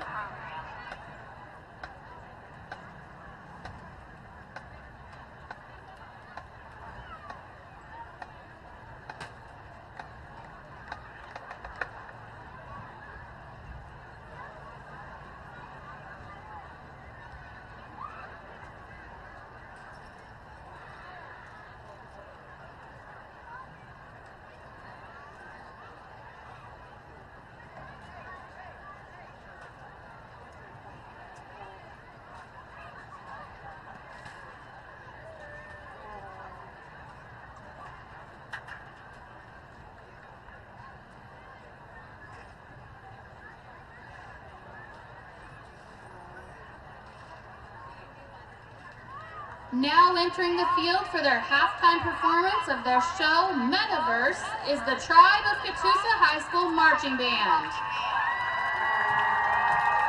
The Tribe is under the direction of Candace Smith, Caleb Jones, Boss Richards, Sarah Guerrero, Jaden Kozad, and Paul Smith. Please welcome to the field, the Tribe of Catoosa.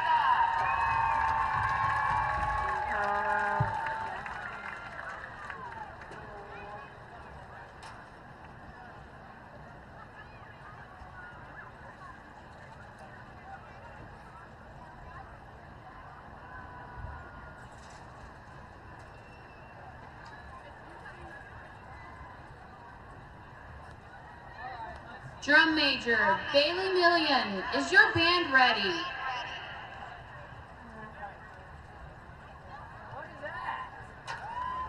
You may take the field for your halftime performance.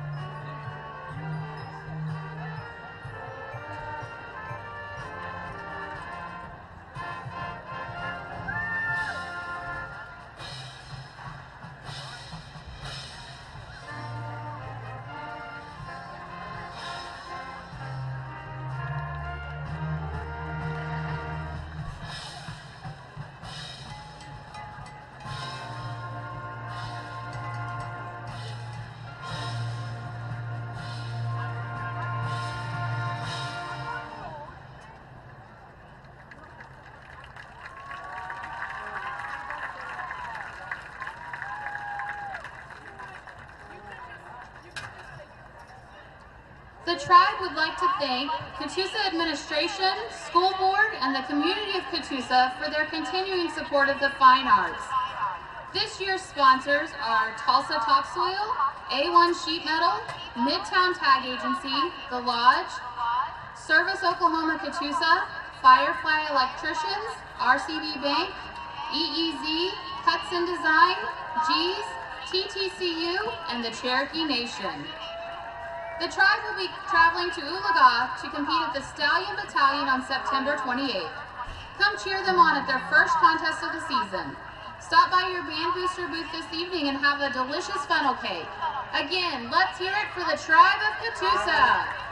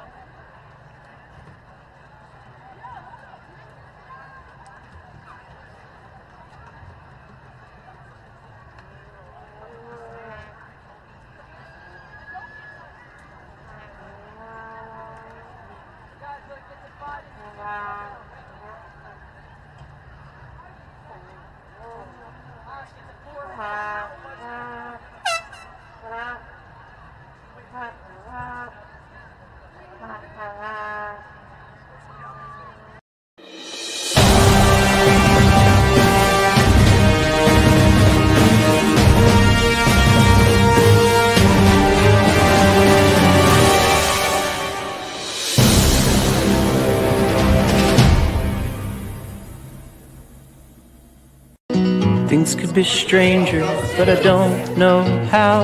I'm going through changes now. Spend a lifetime trying to figure it out. I'm going through changes, ripping out pages. I'm going through changes now.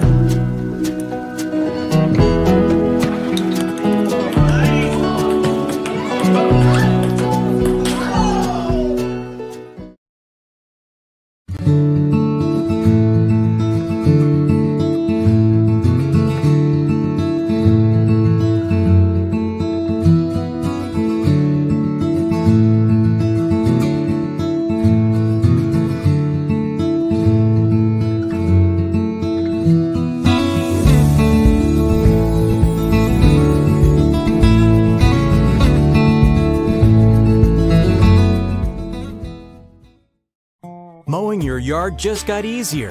TNG Power Equipment has the best Ferris mowers to get the job done, including the all-new 60-inch redesigned deck that mows up to 11 miles per hour in tall or wet conditions. And for smaller lawns, our Ferris 300S starts at just $39.99. And right now, save up to $1,000 on select Ferris models. Commercial grade to last a lifetime. TNG Power Equipment has Ferris mowers to tackle your projects. We are a community of athletes that celebrate success and development while having fun and being safe. We do a pretty rigorous testing to all of our athletes to track progress as we go. Our athletes are 10% faster, 179% stronger. They jump 4 inches higher on average. They're 8% more agile and 9% quicker. You can come in, get extremely high quality training, accelerate your athletic abilities. Head on over to prodaysports.com. Come try, see if you enjoy it. For $1, it's worth it.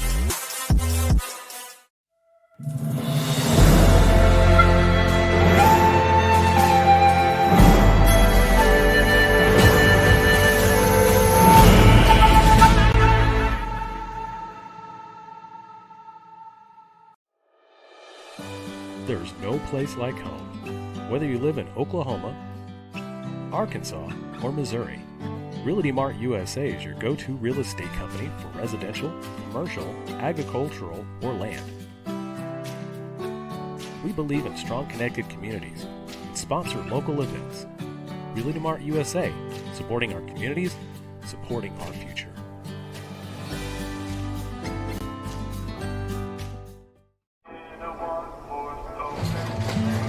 She was a good companion, eyes like the Grand Canyon. She was an American beauty, with her wayfarers on in the summer sun. Her touch felt like a loaded gun. Wish I had held her long.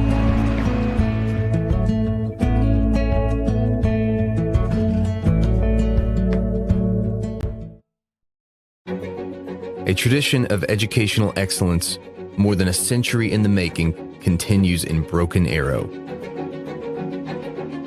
Here, supportive faculty, in-demand undergraduate and graduate degrees, and affordable tuition make Northeastern State University your transfer destination.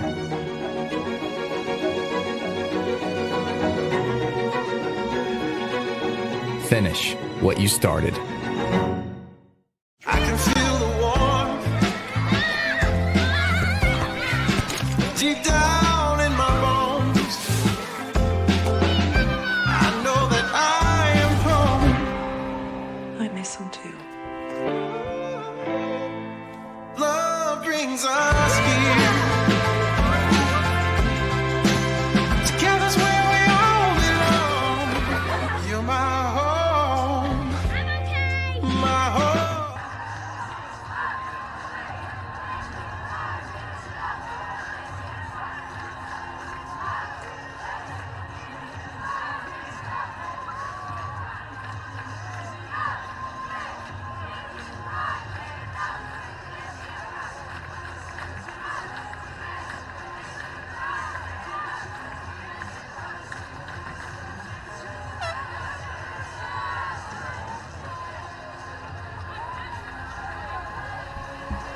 Welcome back, ladies and gentlemen. We are live again here at Frank McNabb Field in Catoosa, Oklahoma. It is 7-3. Inola is on top, 7-3. Should be 7-0, but Michael Blendowski with a nice, about 25, 30-yard field goal there at the end of the first half, making it 7-3. And I believe the Longhorns get the ball to start here in the third quarter. We will see. Thank you for joining us again. This is Southern Sports Network. I'm Carter Randolph. Alongside me is Kyle Sullivan. This is the Battle of the Ports. These two teams haven't seen each other in about 30 years, so it was kind of a feeling out period in that first half. But luckily, both teams were able to come away with points. And I expect another defensive battle here, Kyle. I mean, both defenses were really stepping up their game in both the first and second quarter. Yeah, I think you're right. It's a little bit of feeling out. You thought it would just be in the first quarter, but what came to it was the whole first half. And so now it's a team of who can make the best adjustments, who can go back, look at the film, look at what's happening, make adjustments. Catoosa has done very well with that so far this season, and so I'd expect more of the same. Yep, no doubt. And the only thing I will say, the advantage is in Catoosa's favor, I would say, because the Longhorns are down 2 quarterbacks. And I said Longhorns got the ball first. That was false. Catoosa Indians going to get the ball to start this third quarter. Hopefully O'Neal can kind of get back to the way he was moving in that in week 1 and week 2, because that first half here in this one, he was a little bit 50-50. You didn't know what you were getting out of number 5. Goes out of bounds. Indians on the ball. First down and 10 from their own 35. Luckily, the kick was kicked out of bounds, so the Indians are going to start at the 35, get good starting field position. And Blendowski had about 40 yards there on that last drive. I mean, he had a nice 25-yard run, and the very next play went for about 10 to 15. So I like to think they want to get his rhythm going in this third quarter and make sure he stays hot. And they do hand it to Blendowski, and he has a seam almost snuck between two Longhorn defenders, but still able to wiggle his way for around 7 to 8 yards. Brought down by number 6, Catoosa. So we take another look at that one. They've been liking this pistol setup. It looked like it was Devin Johnson and Blendowski in the backfield, and Blendowski, once he sees that crease, he's taking off full blast. Blendowski once again getting the ball, and this time he pushes ahead for about 5 and the first down. Brought down after gaining enough for the first by number 23. I want to give a quick shout out to the Port of Catoosa and Southern Sports Network for putting this Battle of the Port together. The trophy is down there. I saw it firsthand, and it is a beautiful looking Battle of the Port trophy, which will go back and forth depending on who the winner is each year. It's definitely a cool ritual, cool rivalry getting started here in Catoosa. For the third time, the Indians try and give it to Blendowski, and he gets back to the line of scrimmage. Making it 2nd and 10, almost at the 50. Bring up 2nd down and about 9 for the Indians. A little bit of a different mix-in with the wide receivers. Usually it's Repschlager and Hamilton. This time we got Repschlager and Seth Charles in together at the bottom of your screen.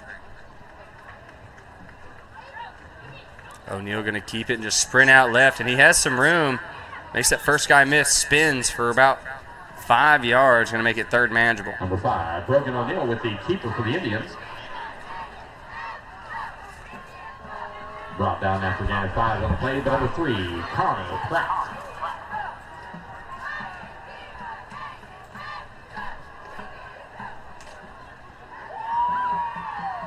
O'Neal drops back, looks to get rid of it to Repschlager, and he catches it. Nice little outside the shoulder throw, able to complete it and get the first down. Indians moving the chains well here to start the third. As there is a Longhorn down. I think he got mixed up in that pile and might have rolled an ankle. As he kind of got up, tried to bounce it off, and ended up falling back to the ground. So we're going to check out that throw. Just a quick little 5-yard hitch.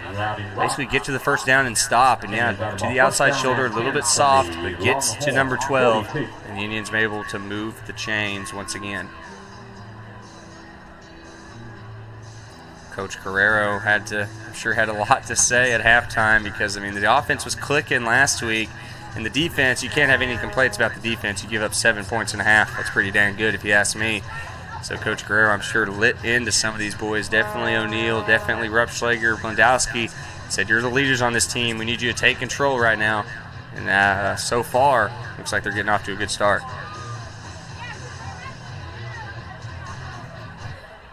We see a little Metallica guitar solo going there. Always love to hear that strum.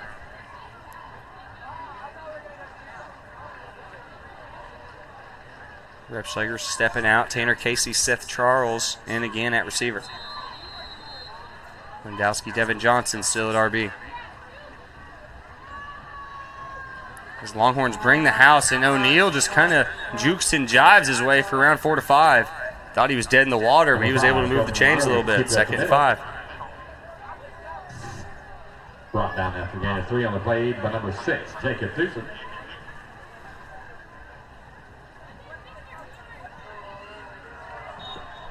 This time they hand it to Blendowski, and he's barely able to get back to the line of scrimmage. 3rd and around 7. Brought down by number 50, Dior CG for the Longhorns. Something about 3rd and 6 for the Indians.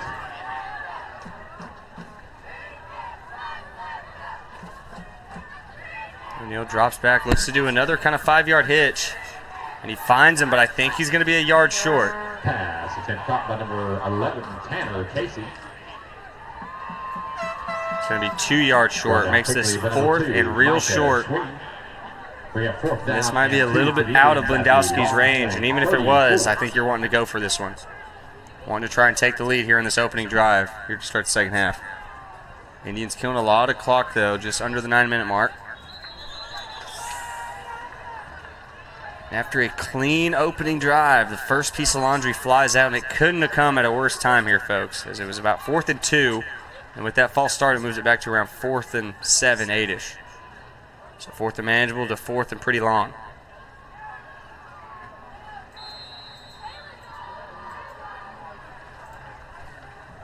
I'm sure that was one thing Coach Guerrero kind of pointed out to his guys there at halftime break, but still getting a little jumpy there in the trenches.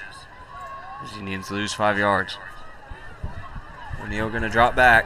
Has a guy open in the middle of the field, overthrows Lovins, and it's picked off, but luckily Tanner Casey runs him down. So he gets dropped at the 40 as it's a turnover on downs for the Indians. And he had Boomer open, Kyle, but just overthrew him, kind of threw it behind him as we check that one out again. Just a streak, finding that open space.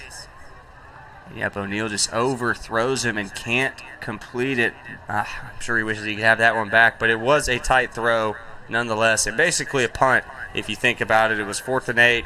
He pushed him back a little bit, and they still have around 70 yards to go to get to the end zone. We'll see number 28 in at quarterback, I believe.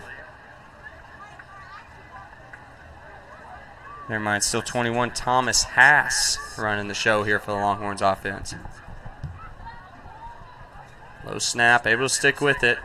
There's a lot of green jerseys. He's still on his feet and gets lit up.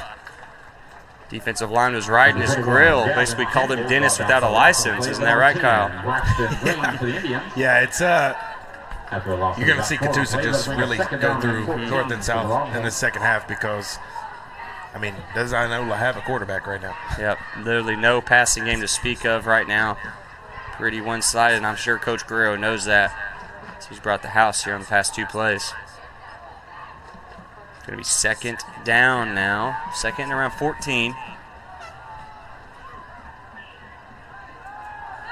Drop stack deep. Gets hit as he throws it. Able to complete. Number 11 breaks the tackle. And that shouldn't have happened. There were plenty of green jerseys around, but number 11 decided to make a play. Caleb Helling with the nice catch and release. Indian 42, but number 33, Devin Johnson.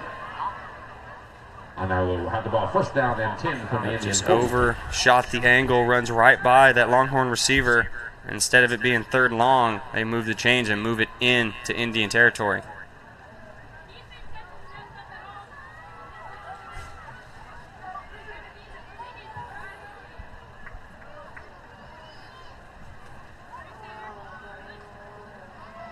He goes under center, number 6.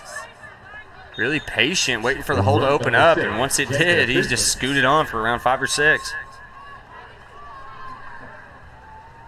Brought down after a gain of 5 on the play, but number 6, Boomer Lovins for the Indians. Advance second down and 5.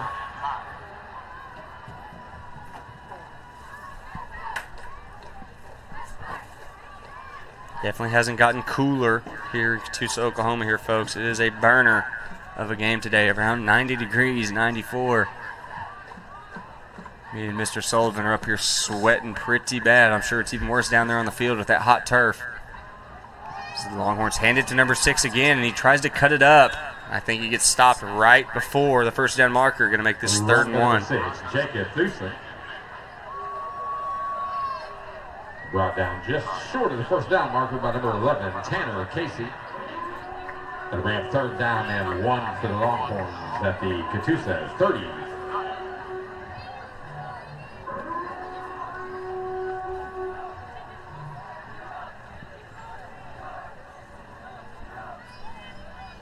Longhorns going back to that 2 tight end set. Both times they've just handed it going that way. This time they do the same, and number 6 pushes the pile for around 3 yards, but that's enough for a Longhorn first down. And that gets him to the Indian 30-yard line. And after doing such a good job of stopping the run in the first half, the Indians are kind of getting pile drived right now. Longhorns are doing one thing and one thing only, and the Indians cannot stop it, at least on this drive.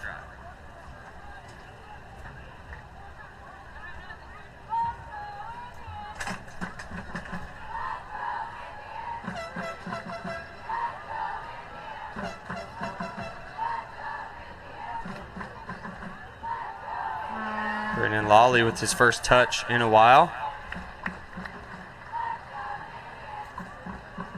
Run by number 23, Brennan Lawley, the big head of that five-headed monster. He definitely gets all the important touches. As we take a look at that defensive starting lineup for the Catoosa Indians, Kyle Rogers playing nose, Boomer Lovins D-end, DeCorian Coleman the other D-end, and of course Tanner Casey, Devin Johnson holding down the backfield. Boomer Lovins gets in the backfield and blows it up, and couldn't have come at a better time. It was 2nd and 5, and now it's going to be 3rd and 10 as another quarterback is down. My goodness. Actually, I think that's the running back. Scratch that, not another quarterback down, but still with that running back down, we're going to take a quick break here, folks. 7-3, just under 5 minutes left. Catoosa trying to make a big defensive stop here on 3rd and 10. We'll be back with the action right after this.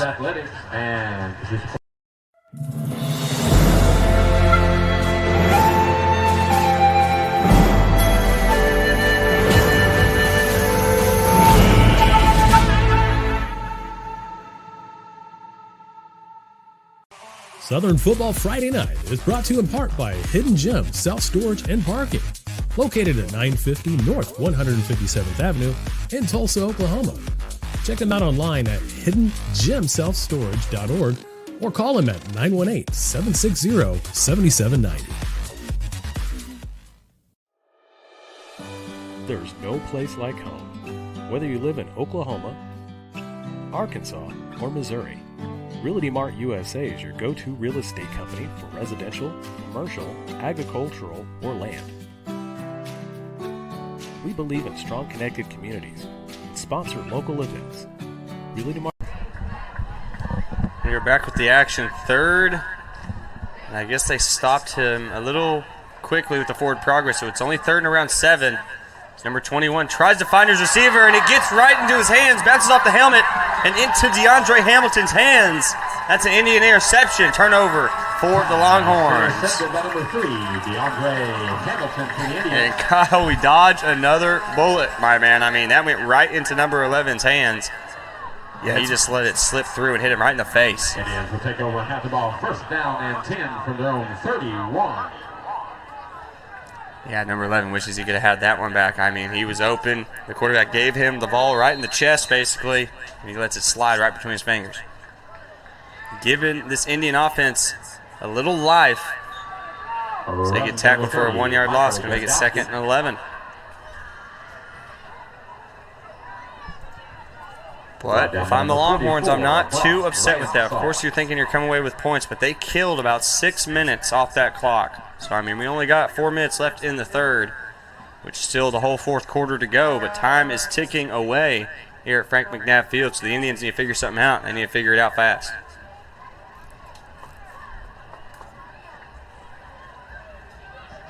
Do a toss to Blendowski, gets outside, cuts it up, jukes in, jukes out.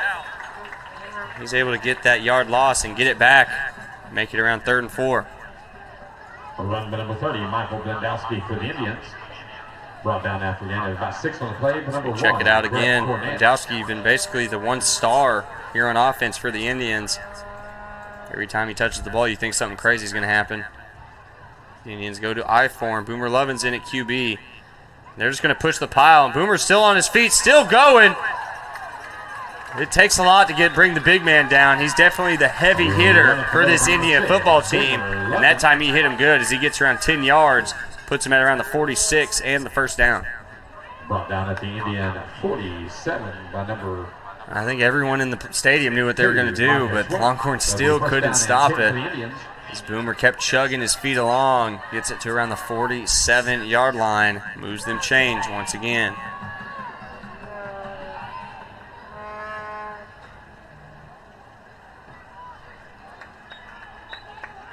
Blendowski runs into a brick wall. Ends up only getting around 2 yards.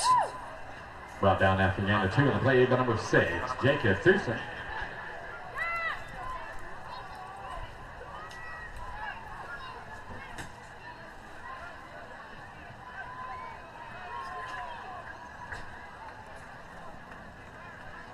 J.C. Robinson in motion for the Indians.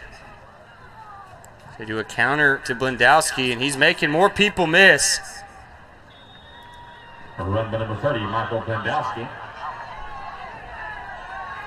Because I thought that was a late hit too. Number 6, like he was still getting a little physical there in the pile, but no flag came out. But still a good gain from Pendowski to pick up round 4. Make this 3rd and 4.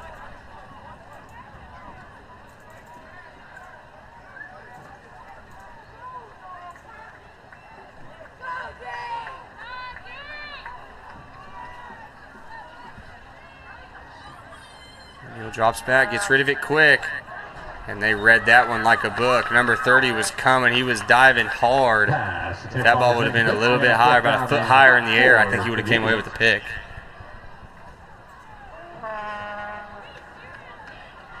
That makes it 4th and 4. Looks like the Indians are going to play the field position game. Pendowski is coming out on the field to punt, hopefully pin him deep.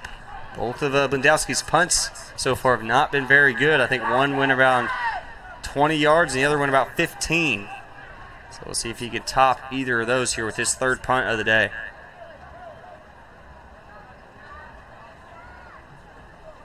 Good snap, good catch. This time he does boot it pretty good. Doesn't get a really good punter's bounce.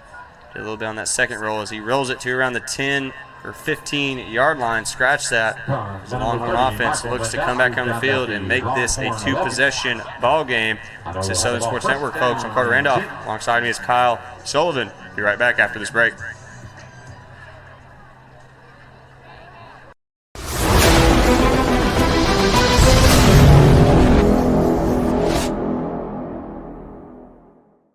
I can feel the warmth deep down in my bones. I know that I am home. I miss him too. Love brings us. Quick commercial break, and we're back with the action.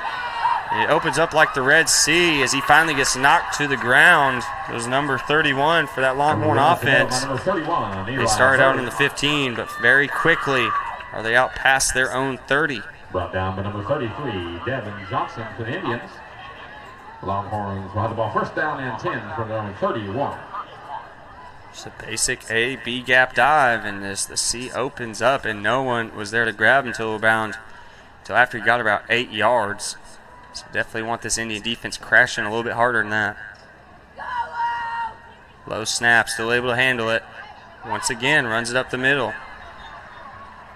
Nice 5-yard gain, but definitely got popped. So felt every bit of that 5 yards. Brought down after gain of 5 on the play by number 6, Boomer Lovins for the Indians. Boomer Lovins on the tackle.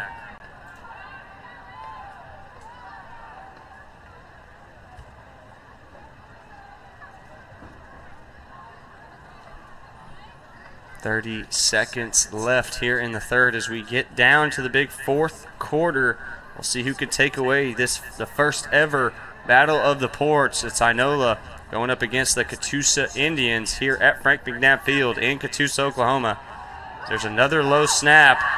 Number 31's able to make people miss, and he scrambles his way for a 1st down.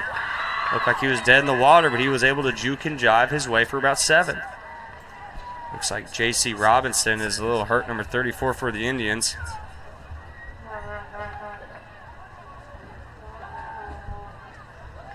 So take a look, nice high step over that low tackle. Looks like there's going to be a quick, nope, never mind. We are going to take it to the 4th quarter, going into crunch time. No points scored there in that 3rd quarter, so still 7-3 Longhorns. We'll see who can come out on top here with this final 12 minutes coming up. This is Southern Sports Network. We'll be right back.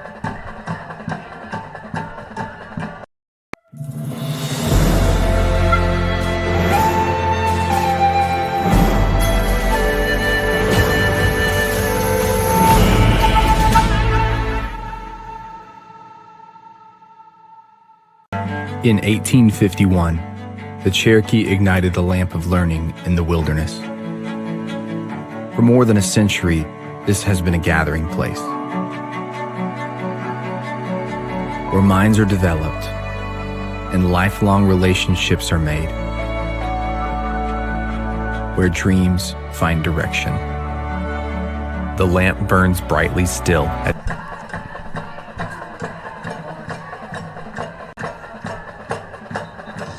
Welcome back. There's a nice good look at Hard Rock Casino and Resort. If you haven't played that golf course, definitely check it out. Cherokee Hills is a fun spot to get after it, get a quick 18 in. But right now we have 12 minutes left here in the fourth quarter here at Frank McNabb Field. 7-3, Longhorns on top. Longhorns with the ball. Just got a first down. They are on the their own 43-yard line. So about halfway to go to the end zone. We'll see if the Indians can make another big stop here like they did in the third quarter.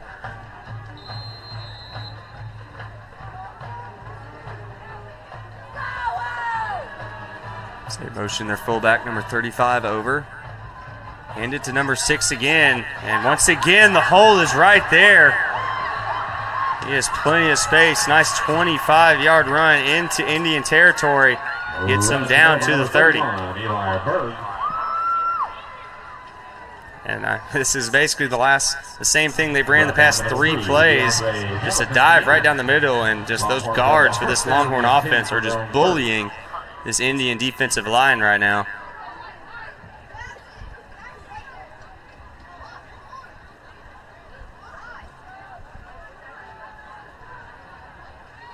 Like me and Kyle were talking about off stream, this big Longhorn O-line has just been kind of wearing down this Indian defensive line. So at the beginning, it was really an Indian. The Indians were winning the trench war, but right now, Longhorns have taken advantage, and they're basically running it at will. And it's funny because we know the only thing the Longhorn offense can do is run the ball. That's the only thing they can do right now, and it's the perfect storm for Catoosa because those big guys leaning on them all game. You're starting to see the holes open up just because pure size on size. Inola, the Longhorns have it. No doubt, as we see the Indians make a trench rotation as number 68 comes off, and they get a fresh body in there for that defensive line. As they hand it to number 31. He gets touched immediately, but still able to push his way. Chops at feet, gets another 2 yards. That makes it, instead of 3rd and 5, gets it to about 3rd and 2, 3rd and 3. Brought down by number 1. Number 1, Logan Hargrove for the Indians. That'll bring it 3rd down and 2 for the Longhorns. Same story, different day. Just another inside zone type play. Once again, the Indians cannot come up with that first initial tackle, and the Longhorns make them pay for it. Now they're about 3 yards from the red zone, 3 yards from making the Indians really start to worry here late in this ball game.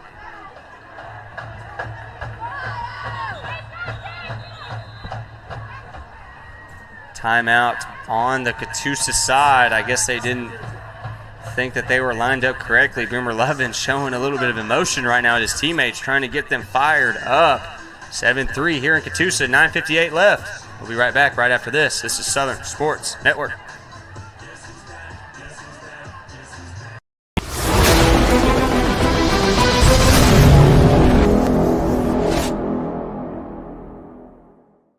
I can feel the warmth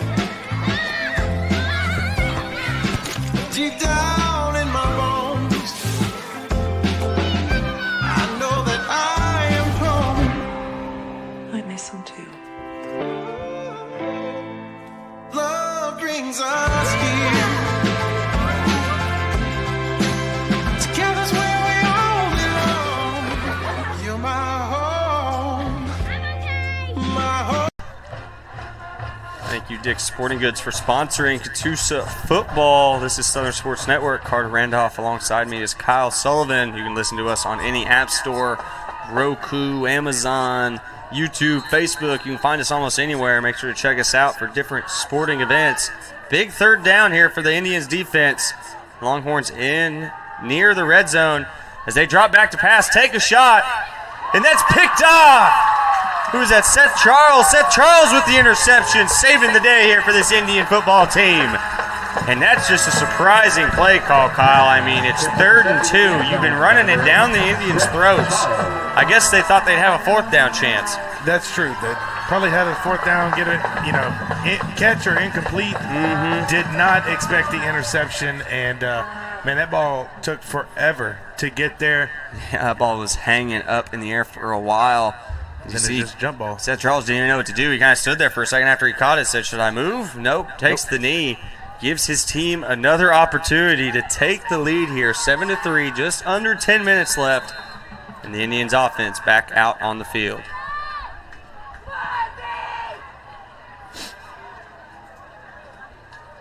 .68 a little late to the party at left guard position. Here we go. O'Neal hasn't had the best game, but he can make up for it right here as they try and get Tanner Casey outside. And he should have stuck outside because that defender closed the hole real quick and stuffs him for about a 2-yard gain. A run by number 11, Tanner Casey for the Indians.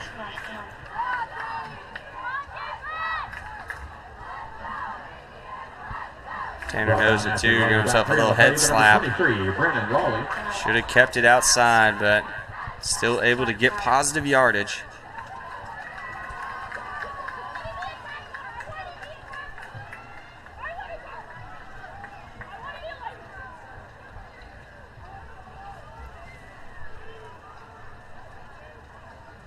I'll go as far to say as this game has been the most competitive game this Friday here in high school football as O'Neal finds DeAndre Hamilton for a nice quick post. And they move the chains and get it near their own 40. Yeah, with all the inconsistencies that's happened tonight for O'Neal, that was what we've seen the last game and a half.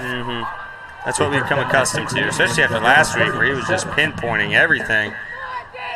Hamilton, that was a pretty basic read. The zone split. There was Hamilton ready to take it right in stride. Blendowski trying to find his way outside. Can't get around the edge. Luckily to get back to the line of scrimmage, going to be another 2nd and long. Brought down by number 44, Brock Lansall.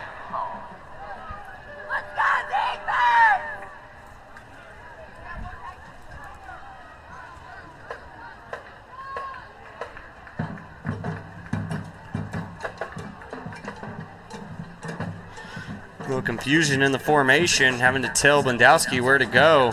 He's supposed to be on the far side of the field. As they run the same play and find Hamilton again. Another 10-yard post, and he gets around 15. Moves it past the 50 into Longhorn territory. Yeah, they've definitely found a pocket in that zone that they're running, and they're able to just do it. The same play from about 3 plays ago.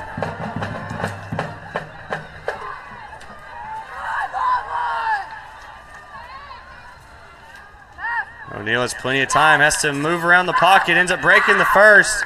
Gets thrown down by the second would-be attacker. He ends up bringing him down for another 2nd and around 11. And I get what O'Neal's doing right there, really wanting to move the ball down the field, but after hanging that much time in the pocket, probably should have just taken off for it. But luckily, he only loses 1 yard. Gonna have 2 guys right next to him. Wouldn't be surprised to see a quick screen out to Blendowski.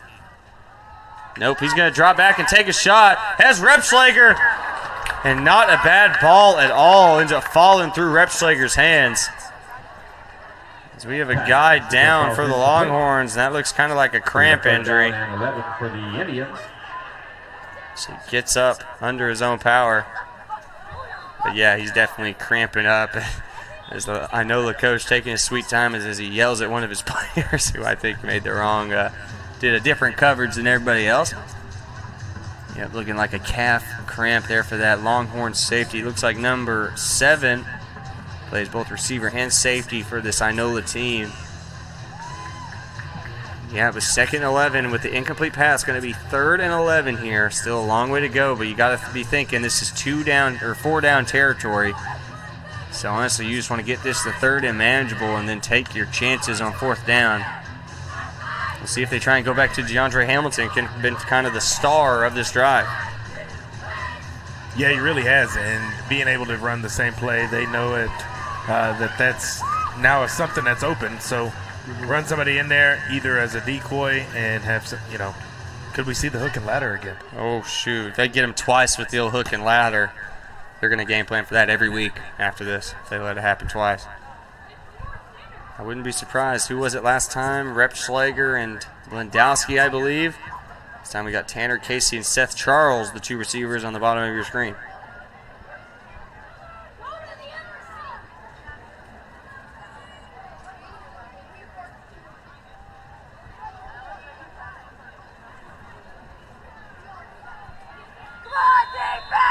Been a lot of third downs for this Indians offense, but this has got to be the most important of the night. Just above 7 minutes. O'Neal gets pressured back. Has a guy wide open. Finds Tanner Casey, who can't stay on his feet, but makes the catch. Gets it into Longhorn territory near their 10-yard line. What a play call, and what a play by number 5. Yeah, it really was. I thought, man, take off and run. And then Casey around, corner there. He just gets behind everybody. That's good quarterbacking, keeping his eyes down the field, making sure to stay behind the line of scrimmage. Yeah, and if you look on that last play, he stumbled a little bit when he wanted to throw to him the first time. Stayed active, stayed out of the pocket, made the throw. Great improvisation. Moves the chains. Big play for the Indian offense, but the job is not done yet. They need 7, and they need it now.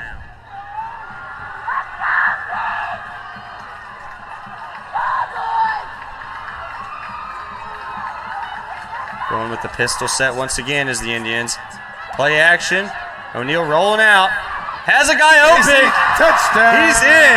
He tiptoed his way for an Indian touchdown. 9-7. We take the lead late here in the 4th. 6 minutes to go. Still need the extra point to make this a 3-point ball game. What a play by O'Neal, Kyle. My goodness. What a play. And every week it's been in the big moments. Big things happen, and it's been impressive. Tanner Casey, man, that's good on Sunday. Tanner Casey is the sure-handed, reliable go-to guy here for O'Neal. And that was a tight throw, but he was able to make it inch perfect. And then Tanner Casey tiptoes his way, knocks over the pylon, gets his team 6. And the PAT is good. It is 10-7. Indians have taken the lead after fighting and clawing their way back into this one. 6:11 left in the 4th. This is Southern Sports Network. I'm Carter Randolph. Alongside me is Kyle Sullivan. We'll be back with more action right after this.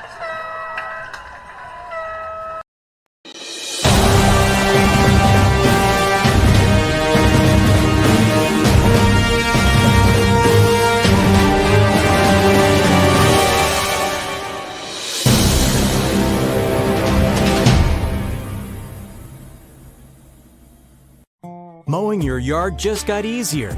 TNG Power Equipment has the best Ferris mowers to get the job done, including the all-new 60-inch redesigned deck that mows up to 11 miles per hour in tall or wet conditions. And what a way to start the battle of the ports as Catoosa takes the lead with just above 6 minutes left here in the 4th. But Longhorns still have plenty of time to try and retake that lead. And Kyle, what does this Catoosa defense need to do to really stop this Longhorn drive? And they got to know that they're going to run the ball. It's what they've been doing the whole second half with not one but 2 quarterbacks injured. I put my eyes on number 31, and wherever he goes, have multiple hats on him. As the ball gets kicked out of bounds, they're going to be on the 35-yard line, which is not what you want if you're that Catoosa defense running out there. Not ideal for this Catoosa defense, but luckily we thought it'd be more of the Brennan Lawley show, but instead it's been number 6 and number 31 here for the Longhorn and their 5-headed monster of a running back system, running back quorum, if you will. But we'll see if they can do anything with this one. And number 21 really hasn't been making terrible throws for a third string, so expect him to definitely mix in the play action. Yeah, they're okay with him throwing the ball. They've made that, and they're moving the ball well. But if I had to guess, I think 31's back in the backfield next to the quarterback. I'd watch for him to get the ball and make them stop him. As we see, the hole opens up immediately. So he gets about 12 easy yards. Didn't get touched till he got the first down. So a nice start to that Longhorn drive. Yeah, and I think that A gap that they're running through, if you just look at the size of our line, it's just not, after 4 quarters of ball, man, it is tough to stay strong. As we get another replay and check it out, and yep, he just untouched for about 10 yards. Hopefully our safety is one of the better ones in the conference. So he's pretty surefire in deep coverage and down in the run. So that's something we hadn't seen in a while, a Longhorn false start. After about 3 drives in a row of starting their possessions with false starts, they were pretty good about getting away from. I'm sure the Inola coach lit a fire under him to maybe nip that in the butt. But here on this potential final drive for the Longhorns, they get a loss of 5, going to make it 1st and 15, pushing them back to the 41.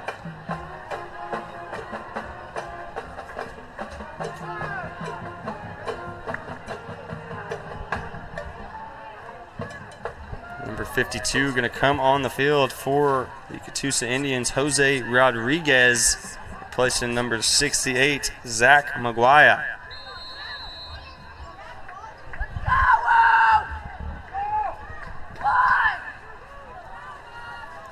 They motion number 35 over. It's definitely their fullback in this offense.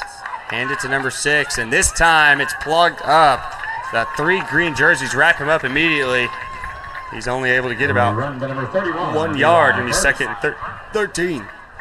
And it's really the first time they've handed him the ball that they've had to think about him being stopped. And so that's what you want to do as a defensive and offensive play caller. Like, all right, now let's see what else we have, because they show that they're going to stop this. I'd watch for a play action here, something over the top.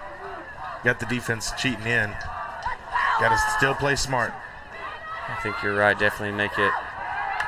Yep, they're just going to roll out left. And, oh, no, number 10, you got to keep contained. He's going to push his way. Luckily, we are able to wrap him up. Number 20 able to make the tackle, Avon Robbins, as he's hurt on the play. Looked like he had a jammed finger or something like that. For a middle linebacker, fingers are the least of your worries, let me tell you. So we take another look at that one. Yeah, number 10 loses contain, lets the quarterback break back outside the pocket. He's able to scamper his way for about 5. Still around 3rd and 6, 3rd and 7. Not an easy first down to get. So they bring the heat. And they make the right play call. Get it out to the outside. Got to make the tackle. Tanner Casey misses him. Luckily, number 33, Devin Johnson, able to push him out of bounds as Longhorns get to the Indian 25. Number 33, Devin Johnson to the Indians.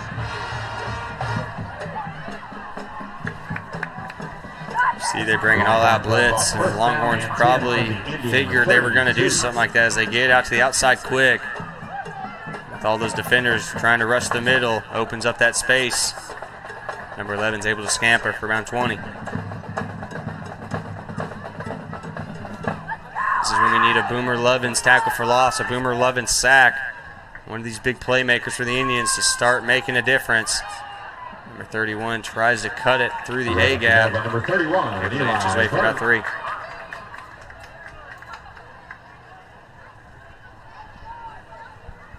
Brought down by number 52, Jose Rodriguez.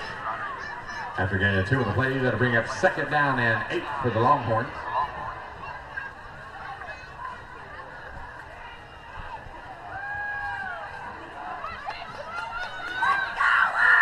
Number 31 staying in the ball game here for the Longhorns. Once again, they give it to him. He breaks it outside. Tanner Casey allows him to get outside, and he ends up getting stopped, I think, 1 or 2 yards short. Tanner Casey is a little hobbled on the play. He hops off on 1 foot. Hopefully we'll be able to see him again. This brings in Braxton Repschlager, number 12. To replace him, going to be that strong side safety. 3rd and around 3 here. The way they've been running the ball, this is definitely manageable for the Longhorns. Need a nice stuff here from the Indian front. Hopefully someone can penetrate. And they do, and they get his ankles quick. Avon Robbins with the big play. To make this a big 4th down. Could be the game-deciding play. Stop for no gain on the play by number 20, Avon Robbins for the Indians. That'll bring a 4th down and 3. Something they've been running all night, and it's worked all night. But this time, Avon Robbins says, not on my watch. My finger's sideways, but I don't care. I'm making this tackle. So you can see he's lumped over, feeling tired, feeling the pressure, feeling the heat, feeling the exhaustion. This Indians defense has stepped up multiple times tonight. They need to do it one more time. As Inola needs to talk it over, they're going to come up with the best play they've got to try and manage this 3 yards. This is Southern Sports Network. It's 10-7 here. Indians still on top. And with a one-trick pony here for the Inola Longhorns, running it just down our throats. They find themselves in Indian territory, down 3, 4th and 3, looking to keep this ball game alive, see if they can come out of here with a W in the first ever Battle of the Ports.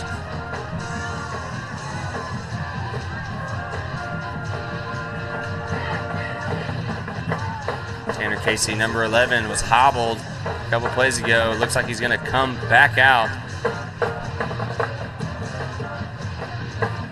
Nope, they're going to keep Repschlager on there. Tanner Casey, since he is a little hobbled, don't want him getting burned up the middle.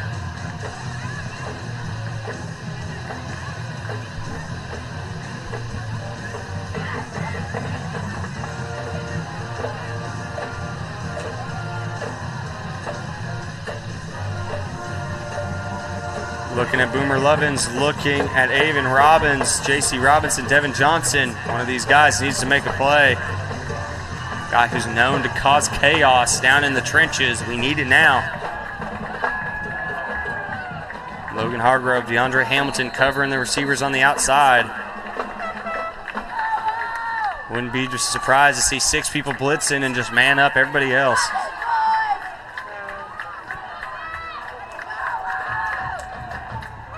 They roll out left, going to try and make something happen outside the pocket, and we make the sack. Logan Hargrove, the quarterback, coming down to make the game-saving sack. 10-7, Indians on top. 2:07 left here in the 4th. That's massive. Yes. Oh, that is probably the biggest play of the game. I mean, this one has been back and forth.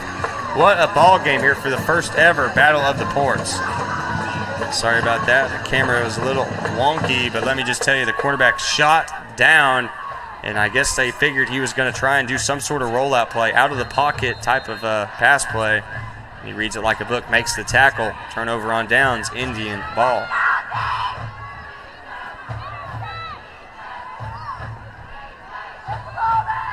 I guess they're running the Wildcat here. Badowski running the QB. And a false start to get us started here for the Indians.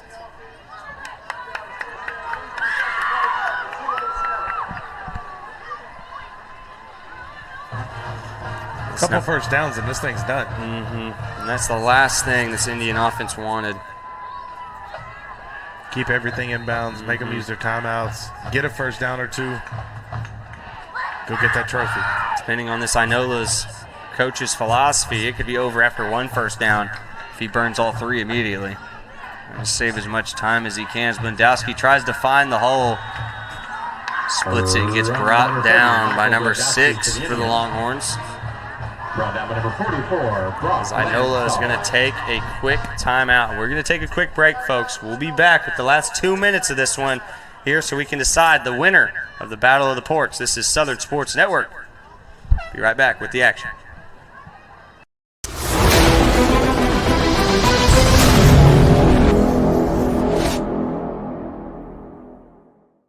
I can feel the warmth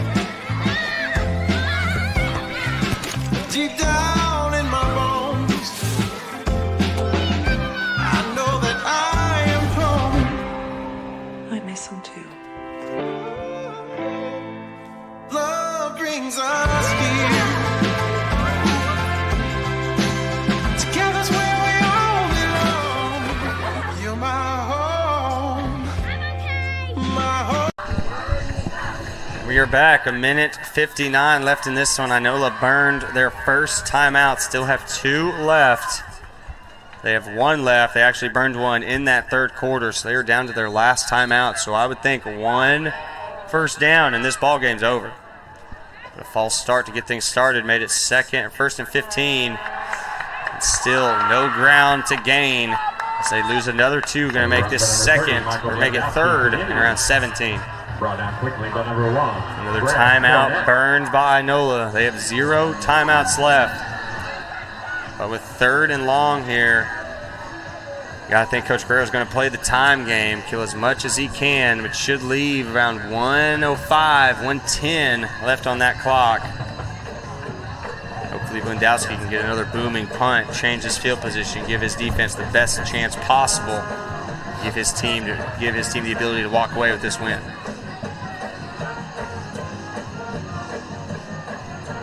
Tomorrow's a big day for Oklahoma college football as the Cowboys and the Sooners play. Cowboys playing at 3 o'clock against the Utah Utes. I think everyone can be in agreement. Oklahoma State's going to take that one easily. But we'll see. Should be a good ball game. Both ranked opponents. Then we got Tennessee, Oklahoma tomorrow at 6:30. That should be a good one. Josh Heupel coming home to see if he can win at Oklahoma one more time. We'll see. Should be a couple good ones. Plenty of good games tomorrow. But first, we got to finish this one. 1:50 left. 3rd and 17 here for the Indians.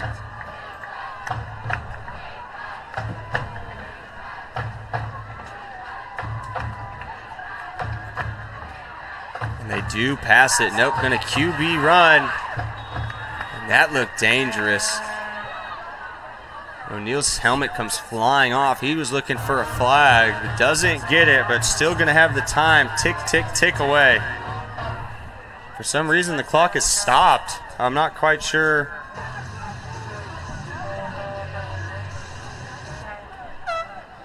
I don't know why the clock stopped right now. I mean, it was a run play. No one went out of bounds. Someone's going to need a firm talking to after this one, especially if they're a Catoosa fan, because they just saved the Longhorns about 10, 15 seconds.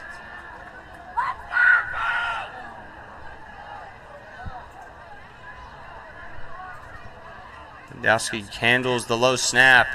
Gets a decent punt off. Now he just needs a nice friendly bounce. Tanner Casey able to make the tackle, but the Longhorns get it in Indian territory. 1:15 left in this one. Coming down to the defense, Kyle. Yeah, there should be about a minute left. That clock stoppage is definitely could come into play. Yeah, I don't know who is running the clock, but yeah, they definitely saved the Inola Longhorns with about 15 seconds, but still no timeouts here. So everything's the going to be out Indians, of bounds. keep them in play. Make sure they don't hit the white.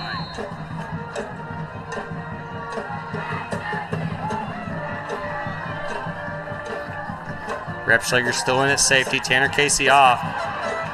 And they overrun him, and he flips it to number 2. And a nice tackle to keep him in play. They're just now getting to the minute mark here. Not still enough time. They don't have to spike it just yet. You got to think their field goal kicker was pretty close on his about 30, 35-yard attempt. So they got a chance to tie this thing up. So he lets it go. And Repschlager gets in front of Devin Johnson. Plenty of Catoosa jerseys, plenty of chances to pick it off, but we'll take the incompletion. Going to make this 3rd and around 2. Number 21 basically just sent this one out there with the prayer. Saw the pressure in front of him, probably took away all the force he had with it, and man, that should have been picked off. Gives the Longhorns another day, another chance to fight. What a ball game this has been. First meeting between these two teams in 30 years, and we got a 3-point ball game with 44 seconds left. 21 handles the bad snap. Looking at the slant, finds him.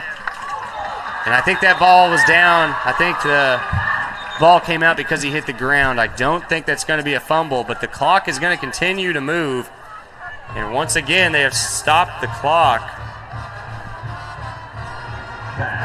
They did just wave their arms to stop the clock. I don't know. And for some reason, they still haven't started the clock. Here we go. He gets the initial signal at the 30-second mark.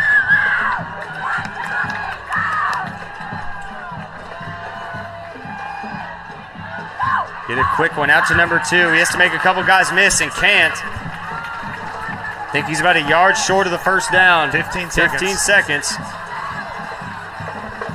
And they get the spike away. Have maybe time for 2 quick plays. I think you got to go end zone or nothing here, though. I think if you get tackled inbounds, this game is basically over. So we'll see what Inola comes up with. We got their coaches right here to our left. They're both trying to game plan here, both talking to see what they think is the best play. You don't usually plan for a play with 12 seconds left on the clock, but we'll see what they can do. The clock management, this game could be over. It hasn't been very good clock management, but the clock manager has given them the benefit of the doubt. Yes. Yeah, clock management, fine. The one running the clock. Here we go. Trip set to the top of the screen. 12 seconds left. Can Catoosa come away with the victory? He's going to release it. And it's broken up by Tanner Casey. What a play. Still 6 seconds left in this one. And now it is do or die. 4th down. 6 seconds. 3-point lead for the Indians. We're going to take a quick look at that replay. And, Kyle, this scared me for a second. It looked like old boy had a step. Yeah. That's Matt Stafford. I think he completes that baby. 100%, yeah. And, he had the inside step on him. And here we go. This is the ball. They're going for a field goal. They're going for overtime. He missed wide right last time, but still had the leg from about this distance. So we'll see if he can be a hero for the Longhorns tonight. Ice the kicker. Catoosa going for the classic icing of the kicker. Really make him think this one through. If he was ready, now he gets a little bit more time to try and get ready. I'm sure if you're the kicker, you just want to kick that thing and be done with it. Absolutely. It's got to be pretty annoying. Like you do all your setup before they run you out. And you know he's going to do it too. That's the worst part. But then honestly, it'd mess me up if he didn't do it. You know, like, you ain't calling nothing, dude.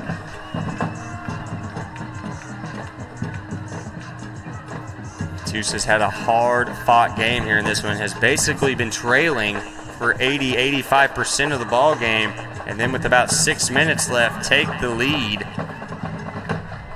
Take the lead 10-7, and right now the Longhorns they could be in a worse position right now. From the Indian 29, going for the field goal. I believe this is about a 35-yarder.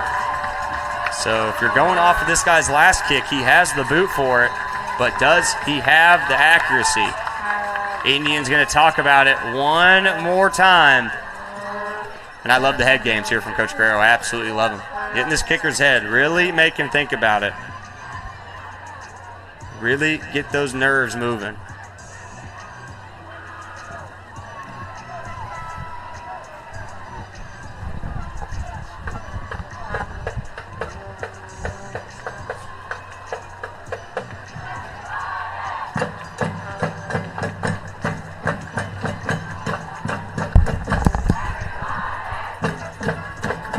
I'm hearing now that they might have screwed up the downs here. Don't quote me on that, folks, but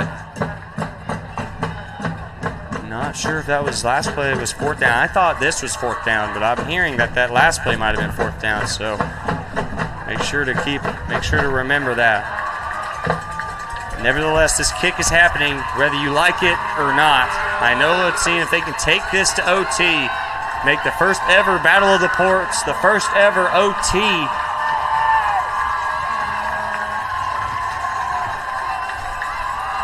Snap's good. Kick is up. It looks like it's good. He pushes it left. No good. Pushes it left.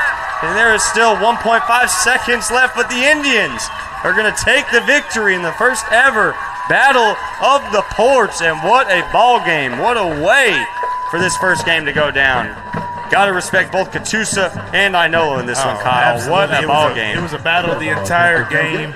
And, man, had the distance just a bit to the left. And I got to thank Coach Guerrero on that one. I mean, 2 icing timeouts really made that kicker think about it. First kick earlier in the first half pulled it to the right. This time pulls it to the left. So still had plenty of leg on both kicks too. So Catoosa once again getting away with one, but nevertheless a hard-fought victory here at Frank McNabb Field. As Brogan O'Neill, the quarterback, should just take a knee here And that's what he does. The Indians start 2-1 through the first 3 weeks of this one. Have a big game coming up next week, I believe, against Grove.